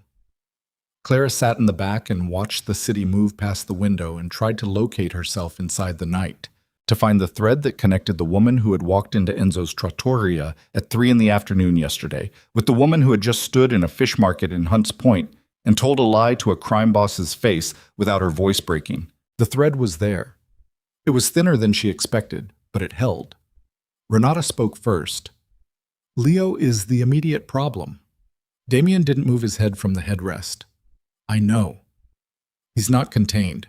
Vincent let him walk out, which means either he's still useful to Vincent or Vincent is done with him, and both of those options create different problems by morning. I know, Renata. If Leo talks to the other families before we do..." "Renata." Damien's voice was not sharp. It was the voice he used when something was settled and he needed the conversation to acknowledge that. "I know. Give me until we get back to the building." Renata gave him until they got back to the building. Inside, she put coffee on without asking, and Damien sat at the kitchen table and Clara sat across from him, and for a moment it was the same geometry as the morning, the same table, the same chairs, the same kitchen light, but everything that filled the space between those fixed points had been replaced with something heavier and less theoretical. He looked at her. She looked back. "Your face," she said. "It's fine. It needs to be cleaned." "Clara." "Sit there," she said, and she got up and went to the cabinet under the sink where she had seen Renata store a first aid kit that morning, and she brought it back to the table and opened it, and she sat on the edge of the table beside him, and she cleaned the cut above his eye with the antiseptic and a piece of gauze while he held still with the patience of someone who had learned a long time ago that resisting the necessary was a waste of energy better conserved for the unnecessary. He winced once, just once, when the antiseptic hit the deepest part of the cut. She felt the wince more than she saw it, a single involuntary tension in the muscle under her hand. "Sorry," she said. "Don't be. She put a small butterfly closure on the cut and pressed it down, and then she put her hand flat against the side of his face for a moment. Not deliberately, not as a decision, just as a thing that happened at the end of a sequence of actions that had brought her hand to that place and found no resistance there. His hand came up and covered hers. Both of them stayed very still for a moment, like two people who had been running hard and had simultaneously decided to stop, and were now standing in the silence of having stopped and discovering it felt like something. "Tell me what you're going to do about Leo," she said. He took her hand down from his face, but he didn't let go of it, and she found she didn't pull it back. "Leo needs to make a statement," he said. "Voluntary, documented, witnessed. Describing the nature of Vincent Calder's approach 8 months ago, the leverage used, the information he was asked to provide and did provide. Full account, nothing omitted." "Will he do it?" "I think yes." He was quiet for a moment. "Not because he owes me. He knows I know he owes me. That's part of the problem. That's why he didn't come to me 8 months ago. He'll do it because it's the only version of what he did that his son can eventually understand. The version where he was coerced, where the pressure was real, where he tried to limit the damage even at the end." He paused. "Marcus's call tonight, the warehouse location. That wasn't Marcus working independently. Leo gave him the location. Clara looked at him. "Leo told Marcus where Vincent was taking me," Damien said. "He didn't stop the meeting from happening, but he made sure someone knew where I was. That's what he had left. One thing, small enough to be deniable, significant enough to matter." He looked at their hands. A man who has gone all the way over doesn't leave the door unlocked on his way out. Leo left the door unlocked. That's what I'm working with. "And Vincent," Clara said. Damien was quiet for longer this time. Renata was moving somewhere in the building. Footsteps, a door, the distant sound of a phone call being conducted at a volume and register designed not to carry. And outside the kitchen window, the city was doing what it did at 2 a.m, which was continue without apology. "Vincent built this over 8 months," he said.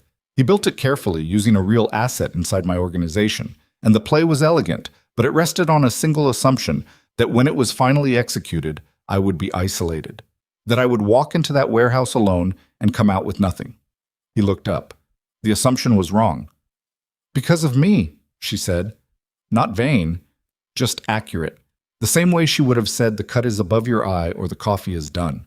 "Because of you," he said. "Marcus told me the location. I can't take credit for—" "Marcus told you the location because you called him," Damien said. "That call is you. The decision to step out of that shadow and into the light is you. What you said to Vincent and how you said it, and the fact that you said it at all, that is entirely and specifically you."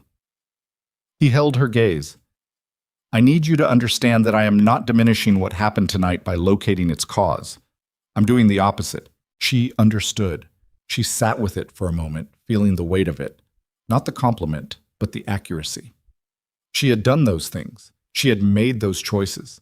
She had walked into the light in a fish market in Hunts Point with no weapon and no backup and nothing except the willingness to be completely present in a room where presence was the only leverage available, and it had been enough. Not because she was exceptional, because she had stopped subtracting herself from the equation. "I need to make some calls," Damien said. He stood, and the chair scraped on the tile, and he looked down at her with the expression she had been cataloging all night. The one that had no clean name, the one that lived in the space between what was appropriate to this situation and what was true, regardless of appropriateness. "Will you stay?" "Tonight?" "Tonight, and for whatever comes after tonight that requires it." He paused. "I'm not asking you to make a permanent decision at 2 a.m. after the night we've had. I'm asking if you'll still be in this building when the calls are done." She looked at him. "Yes." He nodded once and went to make the calls. Renata appeared in the kitchen doorway a few minutes later and poured herself a cup of coffee, and sat down at the table with the manner of someone who had earned this specific cup of coffee through specific means and intended to drink it properly. "You know," she said, without preamble, "in 11 years I have watched 3 people try to play Vincent Calder in a room and come out ahead." Clara wrapped her hands around her own cup. "How'd the other 2 do it?" "One of them had a gun." Renata took a drink of her coffee. The other one was Damien. She set the cup down. You didn't have either. I had the room, Clara said. He'd already decided I didn't matter. That's a significant advantage. Renata looked at her with the assessment expression, the one that cataloged without sentiment, and this time, when it completed its evaluation, it produced something that was not quite a smile. Renata did not appear to possess the infrastructure for a full smile, but was a relaxation of the architecture around her eyes that served the same function. Get some sleep, Renata said. Tomorrow will be its own thing. Tomorrow was in fact its own thing. Damien was on the phone for 4 hours. Clara slept in the small room upstairs and woke at 6 to the sound of voices below. Not agitated, not elevated, but the sustained low frequency of people working through something complex. And she lay on her back and looked at the ceiling and listened to the building around her and felt, for the first time in longer than she could accurately locate, the sensation of being somewhere that held her rather than somewhere she was simply occupying. She went downstairs at 7. Damien was at the kitchen table with 3 phones and a legal pad covered in handwriting, and the look of a man who had not slept and had used the hours he would have spent sleeping in a manner he considered equivalent. He looked up when she came in. Leo will make the statement, he said. This morning, Renata is with him now. Clara went to the coffee pot. And the other families. I spoke to both of them at length between 3 and 5 this morning. The one who'd indicated support for Vincent's position has withdrawn that indication. The non-committal one is now leaning toward a formal joint review of the Northeast Corridor situation. He paused. In plain language, neither of them wants to be on the record as having supported Vincent Calder's methodology once Leo's account is documented and in circulation. Because they didn't know he'd used a coerced insider. Because they didn't know. Or because they did know and have decided, in light of current circumstances, that they didn't. He made a small sound that was not quite humor, but acknowledged the existence of humor somewhere in the vicinity. It amounts to the same thing. Clara poured 2 cups of coffee and brought them both to the table and sat down. And the Northeast, she said, stays. He picked up the coffee without looking away from her. Vincent doesn't have a case that holds if Leo recants. The financial documentation he gathered was obtained through coercion. Leo's statement establishes that. The forensic advantage Vincent built over 8 months becomes a liability the moment it's reframed as evidence of his own methods. He'll know that. Yes. So he'll regroup, make another move eventually. Yes. In 6 months or a year when the current situation is settled and the other families have moved on to other concerns, Vincent Calder will try something else. Damien said this with the equanimity of someone who had made peace with a recurring condition. That's the nature of the thing. There is no version of this life where someone is not eventually trying something. The question is whether you're in a strong enough position to meet it when it comes. And this morning I am. Clara looked at him across the kitchen table. The morning light came through the window above the sink and hit the side of his face and made the closed cut above his eye look worse than it probably was. And he looked tired in the way that she was beginning to understand was his baseline, rather than an aberration. Not depleted, but occupied, carrying the constant low-grade weight of someone who was responsible for more than one person's safety at all times. She thought about Thursday night, 5 days ago. The tray tipping, the sound of plates on the floor, the specific quality of the room's silence. She thought about Marcus Calder's laugh, and the way her body had built a wall around the humiliation to make it bearable, and the way Damien had stood up from the corner booth without haste or theater. She thought about crouching on the restaurant floor picking up broken ceramic alongside a man in a dark suit who was supposedly the most feared person in the borough, and the feeling she'd had in that moment, not gratitude, not relief, but something older and more fundamental. The feeling of being considered, of someone doing the arithmetic of the situation and putting her in the equation not as the damage, but as the person to whom damage had been done. She had spent 28 years being the damage, the inconvenience, the variable that needed to be accommodated or managed or minimized. I need to get some things from my apartment, she said. Damien set down his cup. I'll go myself, she said. With someone, if that's what's needed. But I'll go myself. She held his gaze. I need to go back there and stand in it and decide what I'm taking out of it and leave the rest behind properly. Not have it packed by someone who doesn't know which things matter. He looked at her for a moment. Which things matter? My mother's photograph, the one on the windowsill in the bedroom, some books, the plant on the fire escape that's been dying since April and that I have been unwilling to admit is dead. The plant is dead. I know the plant is dead, she said, but it's my dead plant. Something happened in his face again. The thing she'd learned to read, the slight decrease in internal pressure, the thing that was not a smile but held a smile's function. It lasted about 2 seconds. I'll come with you, he said. You have calls to make. I have calls I'm choosing not to prioritize right now. She looked at him. Damien, if you come with me to my apartment to collect a dead plant, that's a statement. I'm aware. To whoever is watching, to Renata, to yourself. She paused. To me. I'm aware of all of those things, he said. I'd like to come anyway. She held his gaze across the table, and the morning light moved a fraction on the floor between them, and she thought about what she'd said in the warehouse.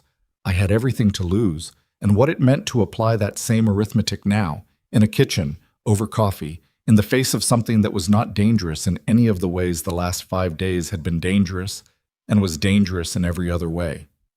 Okay, she said. They went to her apartment at 9 in the morning, a Friday, the sky clear for the first time in a week. 2 of Renata's people followed in a separate car and stayed on the street, which was the compromise she'd negotiated without needing to negotiate because Damien had already arranged it without being asked, knowing she would want the independence of the gesture even while accepting the practical reality of the protection. Her building was a 5-story walk-up on a block she had lived on for 4 years. The super was in the lobby when they came in. A man named Garces, who had been rerouting the electricity for his own television since before she moved in, and who noticed everything. And he looked at Clara and then at Damien, and his expression completed a rapid and complex calculation before settling into a neutrality so deliberate it communicated everything. They went up the stairs. Her apartment was exactly as she'd left it Thursday morning, which felt impossible given the span of experience that had accumulated since Thursday morning. The window in the bedroom didn't close all the way.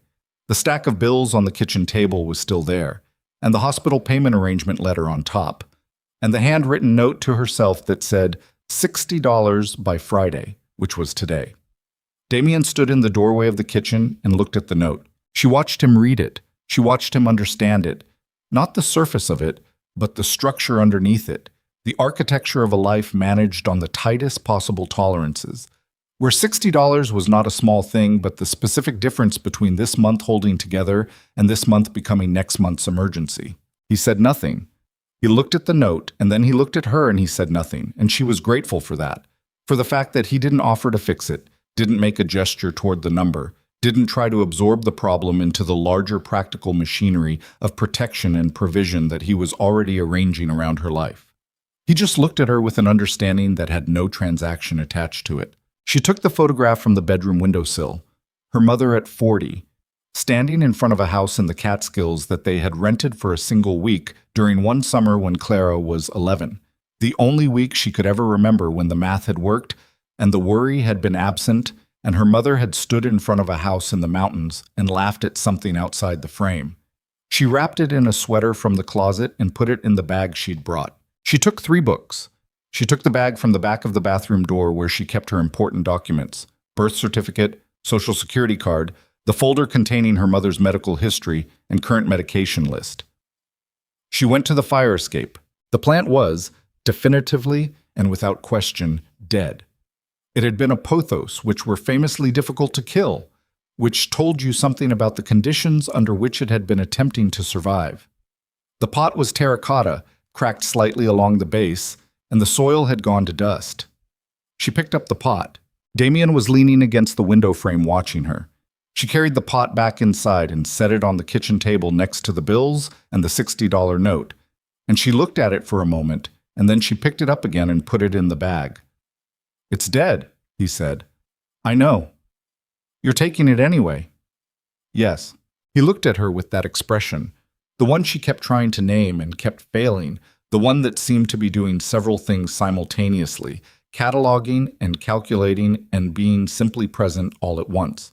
Then he said, "I had a dog when I was 14, a German Shepherd named Marco. He died and I kept his collar in my desk drawer for 11 years. She looked at him. The collar was just a collar, he said, but it was also the dog. Some things are both. She zipped the bag. She looked around the apartment one more time. The window that didn't close, the kitchen table. The view of the alley from the fire escape where she'd stood 10,000 times watching the day start or end. It was not a good apartment. It had never been a good apartment. But it was the place where she had been herself privately, without performance, in all the ways that mattered and some ways that didn't. And she held it for one more moment before she let it become history. Okay, she said, let's go. Leo Caruso's formal statement was filed with an attorney and witnessed by Renata and 2 members of the Northeast Partnership on a Friday afternoon. It ran to 11 pages and described in granular detail the nature of Vincent Calder's approach in February, the leverage applied. A debt from a transaction 8 years earlier that Leo had concealed from Damien and that Vincent had discovered through his own information networks, and the operational data that Leo had provided over the 8 months following. It described the night at Enzo's trattoria as a deliberate staging. Marcus's appearance choreographed to create a documented grievance, the subsequent meeting designed to extract concessions under the framing of reparation for a son's honor. It also noted, without being asked, that it was Leo who had told Marcus Calder the location of the Hunts Point warehouse. This last detail was not legally significant. In the context of the document as a whole, in the context of what the document was doing and what it would set in motion, it was one sentence among many. But Damien read it, and he paused on it, and Clara was sitting across the table when he read it, and she watched him pause and she saw what happened in his face when he did. He didn't say anything about it. He set the document down and he turned the page and he continued reading. But she had seen it, the specific quality of what moved through him in that pause, something that was not forgiveness exactly, but was the acknowledgement of a human being doing the best available thing with the worst available materials, and the decision to hold that fact alongside everything else rather than discard it. Leo Caruso lost his position in the organization. That was not something that could be undone by a statement or a warehouse door left unlocked or 11 years of prior loyalty. He lost his position and his income and the infrastructure of a life built around one man's trust, and he was 56 years old and would have to locate himself in the world outside that structure. Damien paid the debt that Vincent Calder had used as leverage, fully, without conditions, without requiring Leo to ask. He told Renata to make the arrangement, and he told her to make it anonymous, and Renata looked at him for a moment in the specific way she sometimes looked at him, and then did it without comment. Clara asked him about it that evening. They were in the front room of the brownstone, the window dark behind them, the city doing its irrelevant and continuous thing outside. He was on the couch with a glass of water and the legal pad, still making notes even at this hour, because this was who he was. A man for whom the operational and the personal were not separate systems, but ran on the same engine and required the same attention. "You paid Leo's debt," she said. "Yes. After everything he did?" "After everything," he said. He made a small mark on the legal pad and then he looked up. "He was coerced. What he was coerced into doing was severe and cost me significantly. Both things are true simultaneously. Most people don't have the resources," he said. "Having them and not using them to close out something like that is a choice I don't want to make." He paused. "Also, his son didn't know any of this. The son is 19. If I leave the debt open, it follows the son.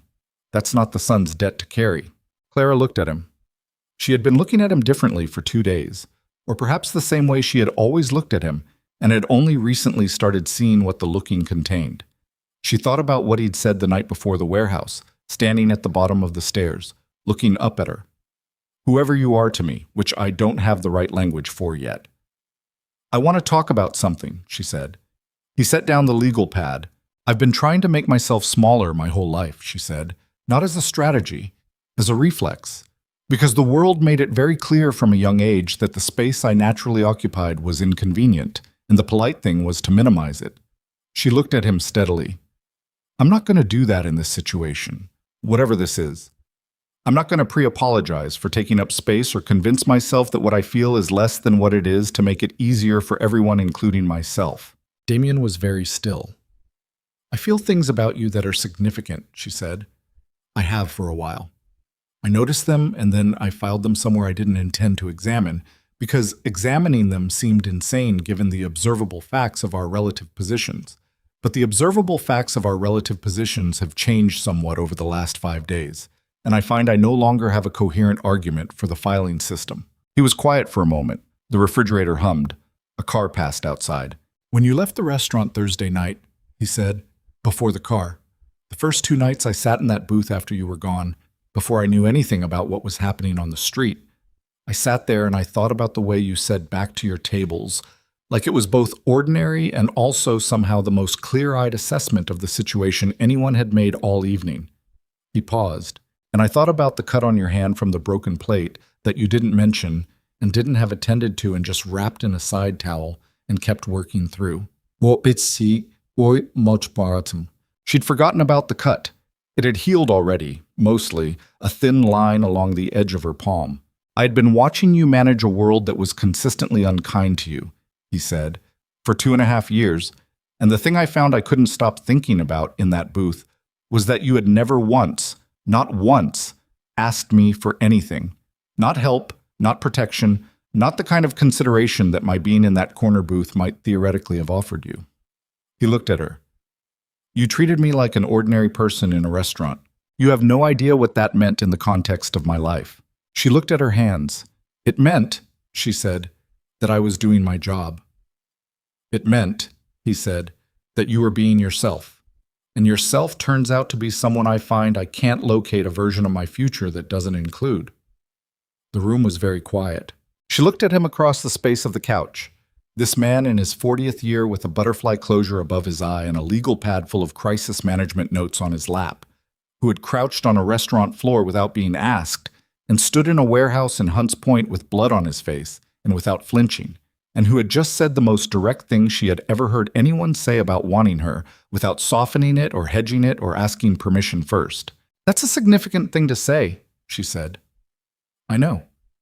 "You're sure?" "Clara," he said, and the way he said her name had the same quality it always had, direct, specific, like it belonged to her and he was simply confirming the ownership. "I have made my decisions carefully for 20 years, I am sure."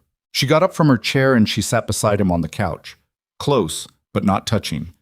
Not yet, because this was a thing that was going to happen in its own time and at its own pace, and she intended to be fully present for all of it rather than hurrying through the early parts toward some imagined resolution. She reached over and picked up the legal pad. She looked at the notes, operational, structured, the handwriting of a man who organized his thoughts in clean lines and didn't waste space. She found a blank corner at the bottom of a page. She wrote, $60, paid. And then, next to it, in smaller script, plant, alive enough. She handed it back to him. He looked at what she'd written. He looked at it for a long time, and she watched the thing happen in his face that she had been watching for 2.5 years without understanding what she was seeing, and now she understood it completely. It was relief. The specific relief of a man who had been waiting, without knowing he was waiting, for someone to look at the margin of his life and find something worth writing in it. He set the legal pad on the coffee table. Outside, the city continued. It had no opinion about what was happening in this room, no investment in its outcome, no awareness that two people were sitting on a couch in Riverdale with the accumulated weight of 5 extraordinary days between them and the ordinary and extraordinary days ahead of them still unwritten. The city just ran its lights and moved its traffic and generated its constant low noise, the same as it had on Thursday evening, when Clara Whitmore had walked out the back door of Enzo's trattoria into the rain and noticed a car moving too slowly on a wet street. She had gotten into a different car. She had answered a call from an unknown number. She had walked out of a shadow and into a light she couldn't see the edges of. And she had not disappeared, and she had not made herself small. And the woman she was now, sitting in this room in this quiet, was exactly the woman she had always been. The one who had been there all along underneath the apology, underneath the reflex, underneath the careful disappearing act she had spent 28 years perfecting. She was done perfecting it. The plant sat in its cracked terracotta pot on the kitchen table of a brownstone in Riverdale, with the city outside and the night coming down and 2 people inside who had each, through means that neither had anticipated and could not have designed, found the one thing that all the power and all the money and all the carefully maintained armor in the world could not provide and could not protect once lost. Someone who looked at exactly what they were and decided it was enough. It was not a small thing. It was, in fact, the only thing. And for the first time in longer than she could accurately remember, Clara Whitmore did not feel the need to make it smaller.